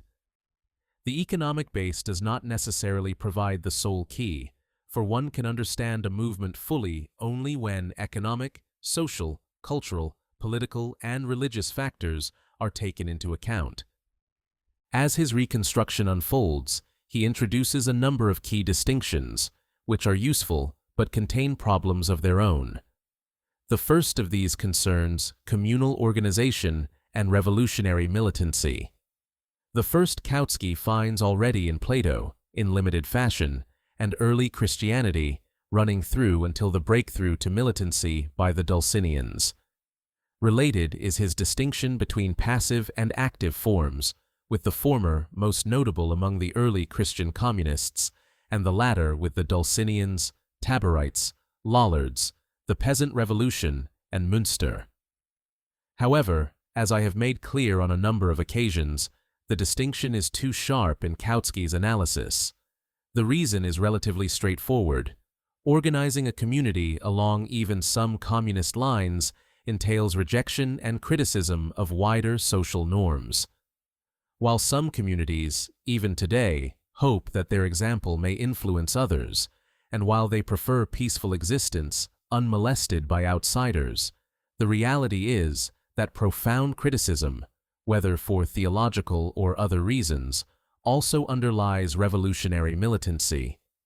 The latter may arise out of force of circumstances, such as persecution, but it may also arise from an awareness that any profound and long-lasting change requires that one needs to face the forces of counter-revolution, which are usually far more brutal in their efforts to suppress socialism, Christian or otherwise, as Kautsky notes in the ferocity of the forces arrayed against Münster, but of which one can find myriad examples since. Here, too, biblical texts come to the fore. Acts 2 and 4 may provide a model for collective life, but, as Kautsky notes, texts such as the Apocalypse, the Old Testament denunciations of tyrants and oppressors, and the words of Jesus that speak of bringing not peace, but a sword, provided more than enough inspiration for revolutionary uprisings. The communal life of the Beguines and Beghards is thus on a continuum with the Dulcinians and Lollards, if not Münster's peasants, and the extraordinary effort at Münster. For these reasons, I have argued earlier that communal organization along communist lines and revolutionary action are really two parts of the same reality, with one or the other coming to the surface depending on the circumstances. To go a little further, even when a community, or even a whole country, is able through whatever means to begin the process of constructing socialism, it requires military, economic, and political strength, as well as allies, to withstand the constant pressure from its opponents. I would like to close with a final question. What is the role of theology? At times, Kautsky speaks of the religiöse Hülle, or shell of religion, much like Engels in the latter's assessment of Münzer. The English translation of Kautsky's text has veil of religion. Friesen's study, 1965, can hardly get past this point. Yet Kautsky is also fully aware of the force of ideas from another age, if not the weight of religion. The most insightful approach appears in a couple of pages in the midst of his long engagement with the Anabaptists.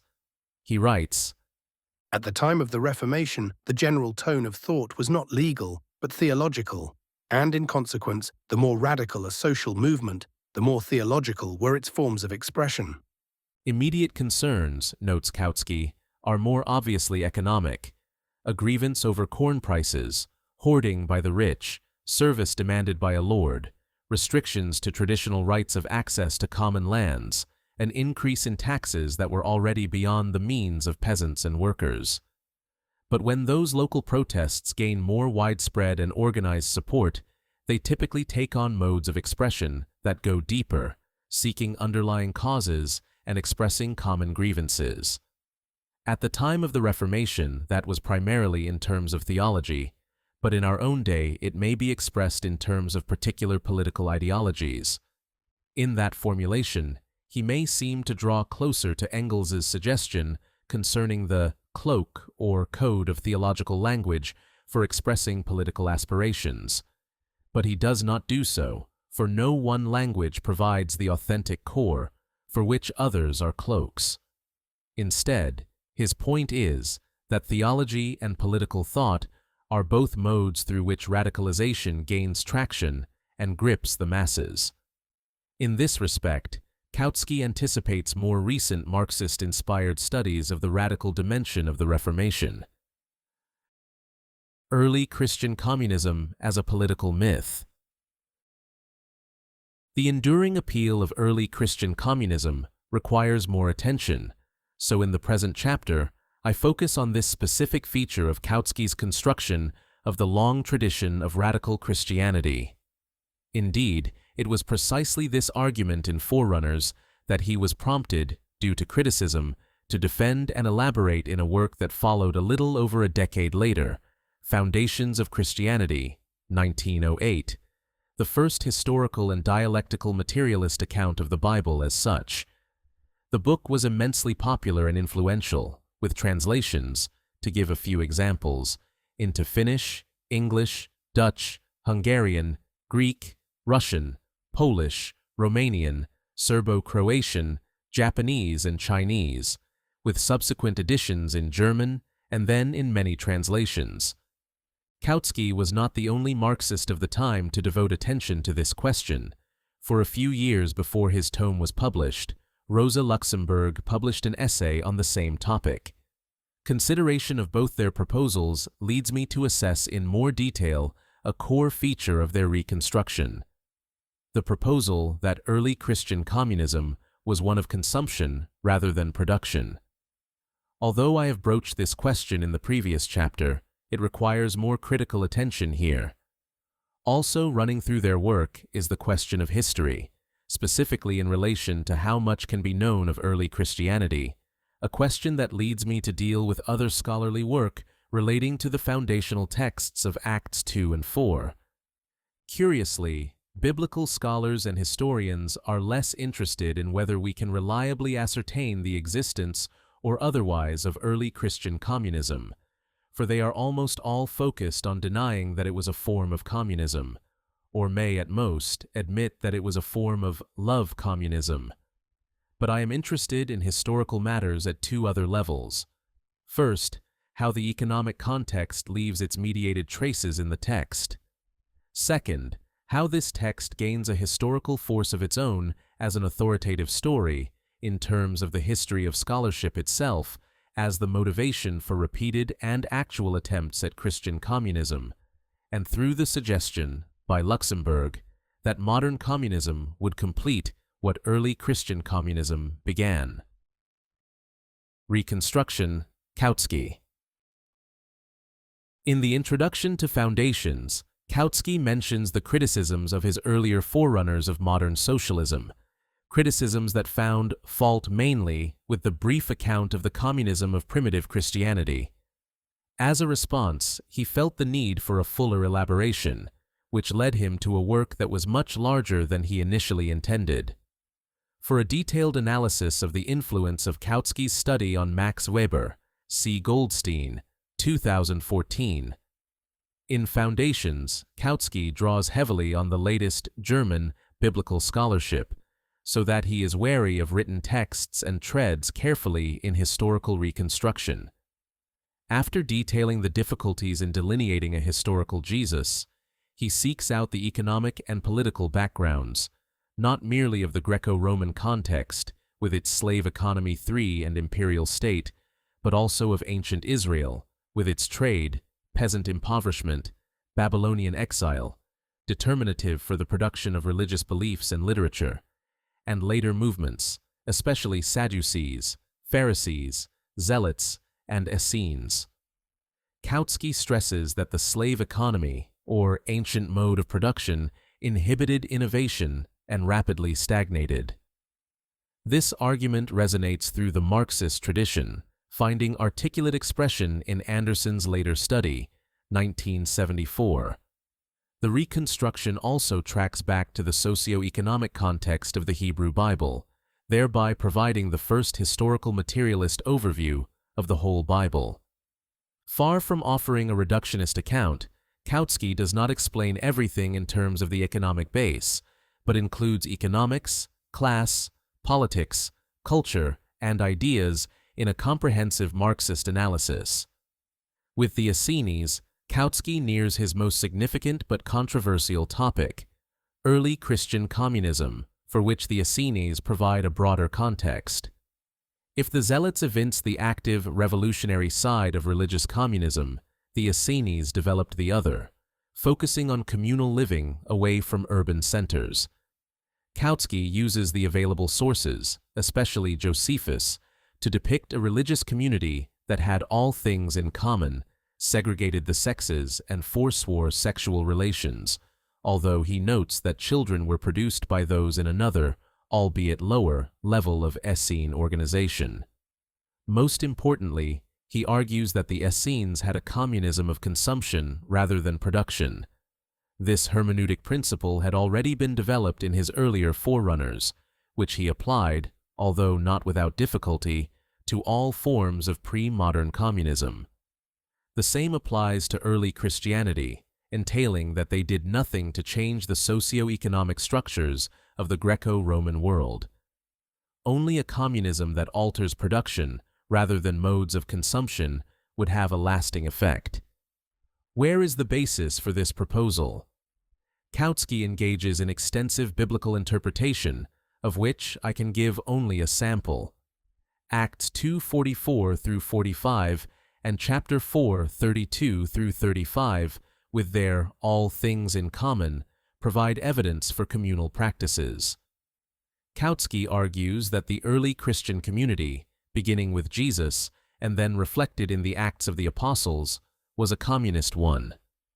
At first, the community had been permeated by an energetic, though vague, communism, an aversion to all private property, a drive toward a new and better social order in which all class differences should be smoothed out by division of possessions. Added to this are the proletarian nature of the movement, 1 Corinthians 1:26 through 27, contempt for labor, Luke 12:22 through 31, destruction of the traditional family, Mark 3:31, Luke 9:59 through 62, Luke 14:26, 1 Corinthians 7, and class hatred against the rich, Luke 6:20 through 25, Luke 16:19 through 31, Luke 18:18 through 28, the whole of the Epistle of James. With this last item, he moves to the radical dimension, which appears in statements of conflict and the contradictory stories of disciples bearing swords, Matthew 10:34, Luke 12:49 through 53, Luke 22:38. Kautsky also cites other texts from the Gospels. Even the revisionist Matthew has some telling verses. For example, "And everyone who has left houses or brothers or sisters or father or mother or children or fields, for my name's sake, will receive 100-fold, and will inherit eternal life." Matthew 19:29. "I was hungry, and you gave me food. I was thirsty, and you gave me something to drink. I was a stranger, and you welcomed me. I was naked, and you gave me clothing. I was sick, and you took care of me. I was in prison, and you visited me." Matthew 25:35 and 36. "Truly I tell you, just as you did it to one of the least of these who are members of my family, you did it to me." Matthew 25:40. the other Gospels are not to be outdone. "Sell your possessions and give alms." Luke 12:33. "None of you can become my disciple if you do not give up all your possessions." Luke 14:33. When Jesus heard this, he said to him, "There is still one thing lacking. Sell all that you own and distribute the money to the poor, and you will have treasure in heaven. Then come, follow me." But when he heard this, he became sad, for he was very rich. Jesus looked at him and said, "How hard it is for those who have wealth to enter the kingdom of God. Indeed, it is easier for a camel to go through the eye of a needle than for someone who is rich to enter the kingdom of God." Luke 18:22 through 25. See also Mark 10:17 through 31. See also the story of Lazarus and the rich man, Luke 16:19 through 31. Two questions arise from this reconstruction. First, how did the Christian movement survive and grow, since it was one movement among many? The answer: the communistic organization already in place around Jesus. Indeed, this was the secret of the success of Christianity, for only a communistic mutual aid organization would have enough impetus to move beyond the death of its founder. Second, how to account for accommodation with the rich and powerful that appears already in the New Testament. Kautsky is of two minds. On the one hand, he deploys a narrative of betrayal from an authentic core. The radical edge is softened, slavery embraced, hierarchies and division of labor instituted, and the communist impulse weakened due to the inadequacies of a communism of consumption. On the other hand, he notes the deep internal contradiction in Christianity, with contrasting historical conditions, teachings, and social organization, evincing both the organization of communism and of the exploitation of all classes. Kautsky closes by arguing that the communist impulse could not be excised, for it kept turning up in Christian history, as he had already argued in Forerunners. Reconstruction. Rosa Luxemburg. Since I have already devoted considerable attention to Kautsky in the first chapter, I would like to engage with another related approach to the same problem, Rosa Luxemburg's less-known argument in her essay, Socialism and the Churches. This piece appeared in 1905, 10 years after Kautsky's initial and brief proposal in Forerunners, but 3 years before his extensive Foundations of Christianity. Clearly, Luxemburg's reconstruction was part of a wider socialist effort at claiming a longer radical heritage, although she does not directly reference Kautsky. For my purposes, her essay has 3 key features, which may be described as tactical, historical, and differential.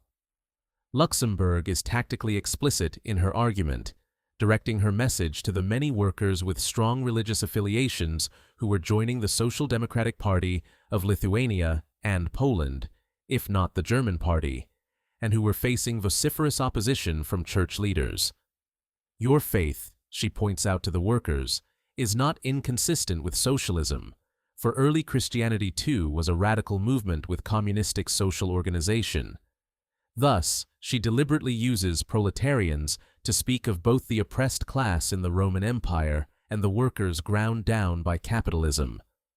Her argument may be one of analogy, but she pushes it much further, making use of an argument from origins that is close to the agenda of radical groups throughout the history of Christianity. Modern socialists are not merely analogous to early Christians, but the socialists actually embody, in a concrete way, the socially salvific agenda of the early church. Should Jesus appear in her time, he would side with the socialists. And if Christ were to appear on earth today, he would surely attack the priests, the bishops and archbishops who defend the rich and live by the bloody exploitation of millions. As formerly he attacked the merchants whom he drove from the temple with a whip, so that their ignoble presence should not defile the house of God. As we will see later, she also argues that modern socialists will complete what was begun by the early Christians. The second feature of her argument is historical, invoking references from a variety of sources to back up her reconstruction and situating the development of early Christianity in its socio-economic context. The expected text of Acts 4:32 through 35 appears, stressing they had everything in common, and that those who had lands and houses sold them and brought the proceeds to the apostles. As also does Acts 2:44 and 45, which summarizes these 2 points. And all who believed were together and had all things in common, and they sold their possessions and goods and distributed them to all, as any had need. She also emphasizes the practice of having meals in common and the abolition of family life, backing up her invocation of the Book of Acts with references to secondary sources. For instance, she quotes from an unspecified contemporary writer, the church historian Vogel, albeit from 1780, and then some church fathers, such as Saint Basil in the 4th century, John Chrysostom, 347 to 407, and Gregory the Great from the 6th century. The other dimension of her historical reconstruction has recourse to Marxist arguments concerning socio-economic factors. Thus, the early appeal of Christianity was among the slaves forced to work the ever larger estates of the ruling class, as well as the peasants impoverished by the process. Losing their small holdings to the estates of the absentee landlords, these apparently independent producers either succumbed to debt slavery or fled to cities like Rome. Without a manufacturing base, there was little work even in the cities, so they relied on the insufficient corn dole to feed themselves and their families. Their inability to organize themselves in any meaningful way was also the situation of the slaves, who found themselves ground down by crushing labor and were too dispersed to make any effective effort at changing the situation, despite frequent slave revolts. In this context, she argues, Christianity appeared to these unhappy beings as a lifebelt, a consolation and an encouragement, and became, right from the beginning, the religion of the Roman proletarians. Given their economic situation, these early Christians demanded an equal share of all resources, especially those that the rich hoarded for themselves. It was a communism born of dire economic circumstances. Consumption versus production, or transition. Luxemburg's third argument is differential.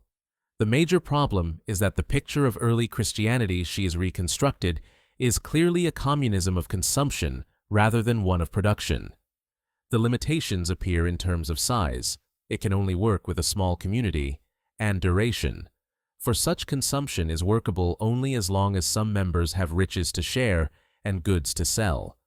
But this communism was based on the consumption of finished products and not on the communism of work, and proved itself incapable of reforming society, of putting an end to the inequality between people and throwing down the barrier which separated rich from poor. Suppose, for example, that the rich proprietors, influenced by the Christian doctrine, offered to share up between the people all their money and other riches which they possessed in the form of cereals, fruit, clothing, animals, etc. What would the result be? Poverty would disappear for several weeks, and during this time the people would be able to feed and clothe themselves. But the finished products are quickly used up. After a short lapse of time, the people, having consumed the distributed riches, would once again have empty hands. Apart from the Christian communities themselves, nothing has changed within the economic structures as a whole. In fact, it would rely on the rich producing more, by means of their slaves, so that they could once again share their wealth with the Christian community. That would be to draw water in a sieve. And if they relinquish their control over the current means of production, the Christian communities as a whole would soon starve. This consumption-production distinction was also central for Kautsky's reconstruction of the tradition of Christian communism, as we saw in Chapter 1. So let me bring Kautsky back into the discussion to interrogate the permutations of this distinction. Kautsky identifies nearly all of the pre-modern forms of communism, from Plato to the Anabaptists, as ones of consumption. Only with modern socialism does one find a resolute focus on transforming the means of production, a position that Luxemburg affirms. But the distinction raises more questions than it answers. To begin with, where does this proposal lead? Obviously, it opens up a qualitative difference between pre-modern and modern socialism. Both Luxemburg and Kautsky face a conundrum. The more one emphasizes a long tradition of communist movements, the more difficult it becomes to identify what is distinct about the modern version. Here, the consumption-production distinction plays a crucial role. In contrast to the early Christians, modern socialists work for a fundamental change in the means of production. For Luxemburg, While the Christian communists did not demand that the land, the workshops and the instruments of work should become collective property, but only that everything should be divided up among them, houses, clothing, food, and finished products most necessary to life, the socialists seek to make into common property the actual instruments of work, the means of production, in order that all humanity may work and live in harmonious unity. Kautsky, as we saw, attempts to draw a firm historical boundary between pre-modern and modern forms. With the destruction of Münster in 1535, Christian communism came to an end as a real, effective force in public life, replaced by the modern proletariat in the context of capitalism and the bourgeois state. But this is by no means the only option they explore. For her part, Luxemburg also suggests a devolutionary narrative in which the internal logic of the communism of consumption leads to almsgiving. If one already has a structure that relies on those with resources to keep on giving to the community's poor, it is a short step to the ethos of the imperial church and its form of welfare. In other words, this form of communism can be accommodated within, if not lead to, new structures of exploitation. Kautsky also notes this tendency with the variation of monastic communism, which simultaneously carried on the impulse of early Christian communism as Christianity became the religion of empire in the 4th century, and provided a line that prompted and supported early capitalist production through its house cooperative. For his part, Kautsky offers two qualifications that trouble the effort at a sharp distinction between Christian communism and modern socialism. The first is his attraction to Thomas More, who becomes a crucial link between the two forms, providing a bridge between medieval religiosity and modern materialism. We believe that we have disclosed the most essential roots of More's socialism, his amiable character in harmony with primitive communism, the economic situation of England, which brought into sharp relief the disadvantageous consequences of capitalism for the working class, the fortunate union of classical philosophy with activity in practical affairs. All these circumstances combined must have induced in a mind so acute, so fearless, so truth-loving as More's an ideal which may be regarded as a foregleam of modern socialism. Clearly, the distinction was not as sharp as Kautsky suggests with his overarching narrative. Another strand is even more telling. As I indicated earlier, Kautsky notes again and again that some medieval and Reformation-era communities also engaged in substantial production. These include the Bohemian Brethren, the Taborites, and the Anabaptists in Moravia and Münster. but it is summed best in his earlier observation. Communism produces extraordinary diligence, an extraordinary willingness to work. Perhaps the tradition of Christian communism was more of a forerunner than he is elsewhere willing to admit, so much so that I am tempted to invoke here a dialectic of continuity and rupture, much like Lenin's leaps, breaks in gradualness, leaps, leaps. The question of history. Let me summarize my argument thus far, which has offered a critical overview of the reconstructions by Kautsky and Luxemburg. By and large, they agree in terms of the overall picture, although Luxemburg has a greater tactical emphasis on religious workers who seek to join and are joining socialist parties. However, their differential arguments evince a few problems. Keen to distinguish between early Christian and modern forms of communism, they stress the consumption-production distinction. But the distinction faces a number of qualifications, whether devolution into almsgiving by an imperial church, the suggestion that early Christian communism was fulfilled only with modern socialism, softening the sharp difference between the two types of communism through a historical figure, Thomas More, or the presence of a communism of production in Christian communism itself. Running through these tensions is the problem of history, to which I now turn. As should be clear by now, both Kautsky and Luxemburg argue that this form of communal organization did take place, even if it came undone through its own dynamic. Biblical scholars and historians are somewhat more divided, moving back and forth over whether the foundational text of the Acts of the Apostles can be used for historical reconstruction or not. The range of possibilities is embodied in the unwavering confidence of Bruce, 1990, in the historical reliability of Acts all the way to Coaster's, 2000, profound skepticism, given the genre of romance or epic that Acts evinces. Yet, when one delves into such material in regard to Acts 2 and 4, the question of history becomes sidelined, except for Montero, 2017, for the sake of another concern: the effort to negate any suggestion of early communism. Many who assume a historical reference speak of a community of goods or an alternative family, diverting quickly to contemporary examples from Qumran and the Essenes, and citing other biblical verses that tend in the same direction, such as Deuteronomy 15:4, Luke 8:3, John 12:6, Acts 11:29, and Galatians 2:10.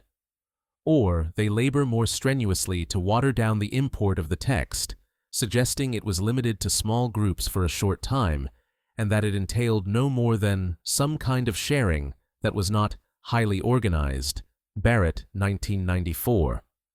Or it involved the proper use of wealth to build relationships and community. Talbert, 2005, was focused on the love feast or agape meal, Finger, 2007, the need for reciprocity, Molina and Pilch, 2008, or simply an admonition to give alms, Henshin, 1985. Scholars with a more skeptical approach to the historical reliability of a biblical text like Acts end up with much the same result, preferring to describe these accounts as compositions by the author concerning ideal life in the Jerusalem community, Kuster, 2000, an idealization designed to encourage the rich to work harder to assist the poor, Essler, 1987, or simply as a utopian picture with all of the associated negative assumptions, Pervo, 2009. Pervo has perhaps the most complete discussion of these issues, providing ample references for those wishing to pursue the opinions that biblical scholars take on these verses. See also the examples given in Montero, 2017. It is difficult to escape the conclusion that they all share in various ways the assumption expressed explicitly by Walter Rauschenbusch more than a century ago, that it was not communism in any proper sense of the word. Rauschenbusch, 1907, see also Walton, 2008. Similar sentiments were expressed at the same time across the Atlantic. Not only was there the very liberal and middle-class movement, the Evangelische Sozialer Kongress, from 1890, which sought to counter the appeal of socialism in Germany, but also scholars such as Adolf von Harnack and Adolf Deismann. While Harnack argued that the gospel of Jesus brings justice and soothes the sorrows of the distressed, so much so that it was profoundly socialistic, it was also deeply inward and thereby beyond the world and politics. It was a socialism based not, as Kautsky had argued in 1895, on a social movement with Christ as a social deliverer, but on the consciousness of a spiritual unity. Harnack, 1902. For his part, Deismann roundly condemned Kautsky and the historical materialist method in general by suggesting that even if Christianity appealed primarily to the lower classes, it by no means entailed a proletarian revolution. Deismann, 1908, 8, 3, 95, 4, 65-67. Blanton, 2007, 119-20. Crossley, 2008, 15. By contrast, Rauschenbusch cites Kautsky's forerunners favorably, but only in the sense that the impulse survived in terms of poverty alleviation. Clearly, the specter of early Christian communism haunts these efforts. Throughout these efforts, the question of history is, perhaps surprisingly, sidelined, so let me take a novel approach and deal with history. This concern has two dimensions, one dealing with historical background and the other with historical effect. On the matter of background or context, we need to look somewhat awry, or at least to the wider context of economic history, rather than the immediate question as to whether early Christian communism was practiced or not. One reason is, as with so much ancient history, that it is impossible to verify whether a specific event mentioned in texts occurred or not. The evidence is simply too patchy and dispersed to make such assessments, as we find with the practice of early Christian communism. All we can say is that it might have happened in light of comparable practices at the same time, the Essenes, for instance, although this too is based on interpreting texts and archaeological materials, but it may also not have happened in the way depicted. For these reasons, I prefer to focus on the wider background of economic history. Relevant here is what may be called subsistence survival agriculture. The reason will become clear soon enough, but let me outline the nature of this economic activity. This form of agriculture shows remarkable consistency across vast time periods, with rural laborers returning to it whenever possible. Its primary location was in village communes, where we find diverse and versatile mechanisms of animal husbandry, with 2-to-1 ratios of resilient sheep and goats so as to ensure herd survival in the case of disease, regular culling across the herd, use of all animal parts, and optimal use of water and fodder. Crop growing, too, shows diversity in types of grains and fruits grown, in terms of both seasonal and long-term crops, such as grapes and olives. This economic activity, for agriculture was by far the prime economic reality of the ancient world, was socially determined through and through. It was centered on what Soviet-era Russian scholars called the extended family household commune, or a village commune, and what Western scholars have dubbed musha farming. Typically, farmers lived in a village cluster, with a population of 75 to 150 and coterminous with the clan, although smaller settlements often had less than 75. From here, farmers would go out to the fields to work, as archaeological investigation of settlements and their pathways indicates. But the fields were not held in perpetual possession by the same farmers. Instead, non-contiguous strips of land were allocated to each household for cultivation. In the Bible, this is the Helkat Hashada of Genesis 33:19-20, Ruth 4:3, 2 Samuel 14:30 and 31, 2 Kings 9:21 and 25. Jeremiah 12:10. Amos 4:7. See the verb hlik, a portion, in Jeremiah 37:12. These were social units of measurements rather than clear demarcations of land for the purpose of ownership. They would usually be of considerable length, up to 1 kilometer, or along the twisting path of a terrace in areas such as the Judean highlands, but with a width of a few furrows. At set times, usually annually or biannually, those strips were reallocated on the basis of need, fertility, and labor power. The means of such reallocation varied, whether by lot, by all the adult males, a council of elders, or perhaps a village headman. Needless to say, the process involved unwritten rules and much argument, but the outcome was that the strips were reallocated. Collective activity was inescapable within the village and between villages that were 2 to 4 kilometers apart, for the individual was helpless in the face of natural and social disaster, needing cooperation and reciprocal aid to survive. Thus, kinship, both highly flexible and embodied in the patriarchal household, was crucial. A further factor was the advantage of combined labor, whether with plow teams, sowing, or harvesting. Finally, the close-knit village commune, with its headman and council of elders, was also advantageous for protection and defense against raiders. We may, following Roberts, 1996, describe these 3 factors as the communality of assent, economizing, and enforcement. How might this economic practice, or what I prefer to call an institutional form or economic building block, manifest itself in the text of Acts? Intriguingly, the few verses where it appears, Acts 2:44 and 45 and 4:32 through 35, are like traces that disappear as quickly as they appear. Nothing further is made of them, especially in a text that is clearly saturated with the cultural and class assumptions of the polis. Indeed, I suggest that this curious remnant may be seen as a trace of the colonial Cora, which designates all of the area outside the polis in colonized areas that had to provide the polis with the items it deemed necessary for a civilized existence. It was precisely in the Cora that one found the practices I have described.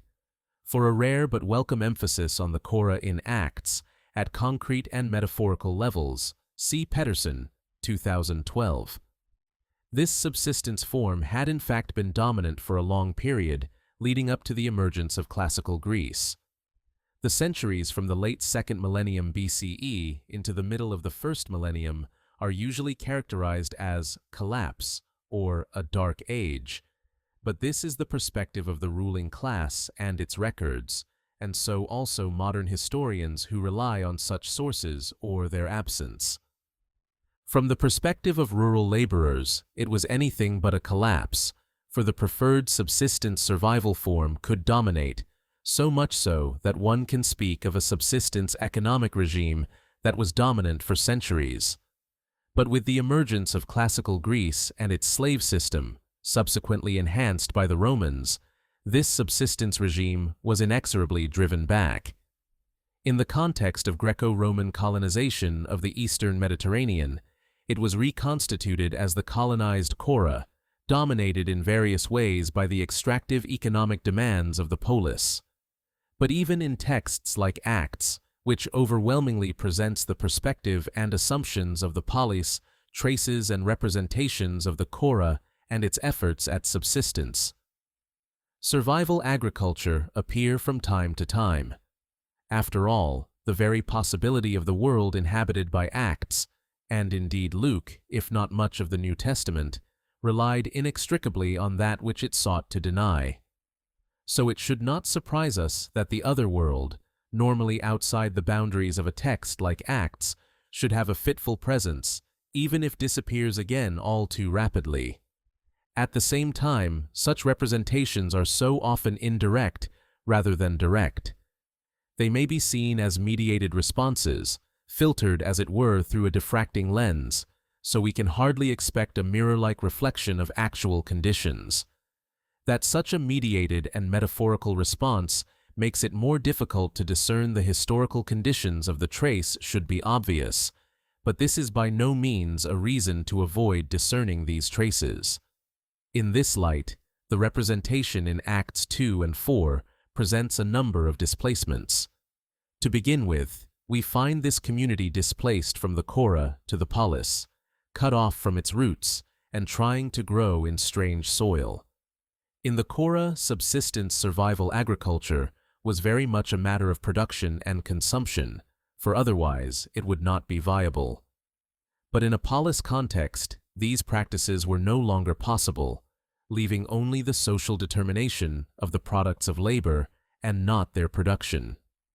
Thus, the insight of Kautsky and Luxemburg into the communism of consumption inadvertently picks up this feature. But their insight also indicates the mediated and indirect nature of the picture in Acts. Other traces appear, such as the paths followed by peasants to the polis, paths fraught with apprehension and need. On a daily basis, some peasants had to make the journey to the polis, with beasts of burden laden with requirements, only to find themselves under threat of the angaria, forced labor. For example, a small town like Sepphoris in Galilee, with a population of about 8,000, would require annually no less than 1,600,000 kilograms of grain, 2 million liters of wine, and 160,000 liters of oil. How many animal loads would this entail? Evidence from Egyptian papyri indicates that a donkey could carry 90 kilograms, 3 artabae. This means that Sepphoris required on a daily basis just under 115 donkey loads, 48.7 of grain, 60.9 of wine, and 4.9 of oil, or 41,975 per year. The peasants might either be mistaken for such a laborer or simply be dragged off to the latest building project. The requisitioning of a donkey and its colt in Matthew 21:2-7 may be seen in this light. Or they may be lured by the illusory promise of opportunity for disrupted lives in the Cora, drifting to the polis only to eke out a living on the fringes, providing necessary services that had little benefit for themselves. Again, this may be the historical reality, but in the text of Acts it appears as a mediated trace of these transitions. One feature of Acts is notable. It does not present this early Christian communism in disparaging terms, in contrast to the way Greco-Roman sources overwhelmingly represent peasants in the countryside as ugly, misshapen, and dirty. Thus far, I have dealt with the historical background of the representations in Acts 2 and 4, so it remains to deal with the historical effect. By this, I mean the concrete practices generated by a text, particularly one that became part of a sacred canon. Even if the practice of Christian communism did not take place exactly in the way it is all too briefly represented in Acts, it has and continues to have significant repercussions among religious movements. This historical effect or power has appeared in at least 3 ways. First, the arguments of Kautsky in particular were widely discussed, refuted and supported, vilified and backed up. Earlier, I pointed out that the specter of Kautsky's and Luxemburg's argument concerning early Christian communism continues to haunt scholarship.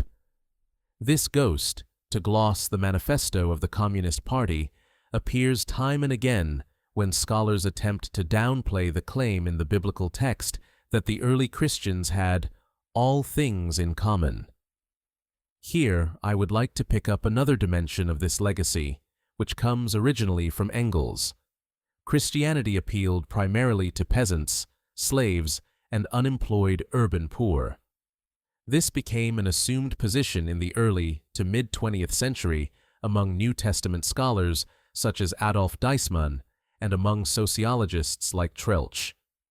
Both seek to counter Engels, Kautsky, and Luxemburg by arguing for a religious origin for Christianity, and yet they assume the argument concerning the class makeup of earliest Christianity.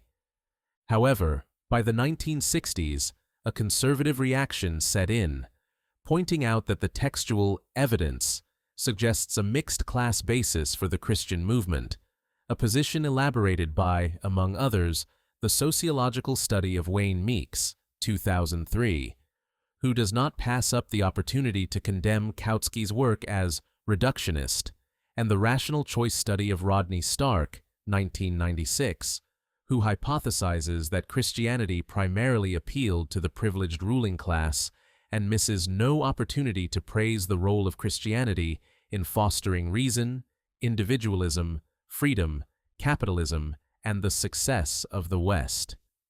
Stark's is obviously an extreme and unsupportable hypothesis, but even his efforts witness to Kautsky's continuing influence on scholarship, not least in the way he feels called upon to dismiss Kautsky, who is named, and Marxist arguments.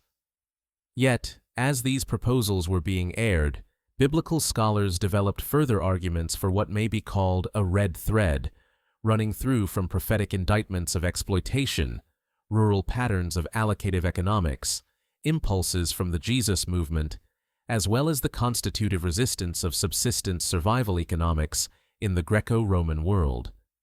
These debates within scholarship may be seen as another dimension of the historical effect of Kautsky's argument, keeping it alive in a way he may well not have expected.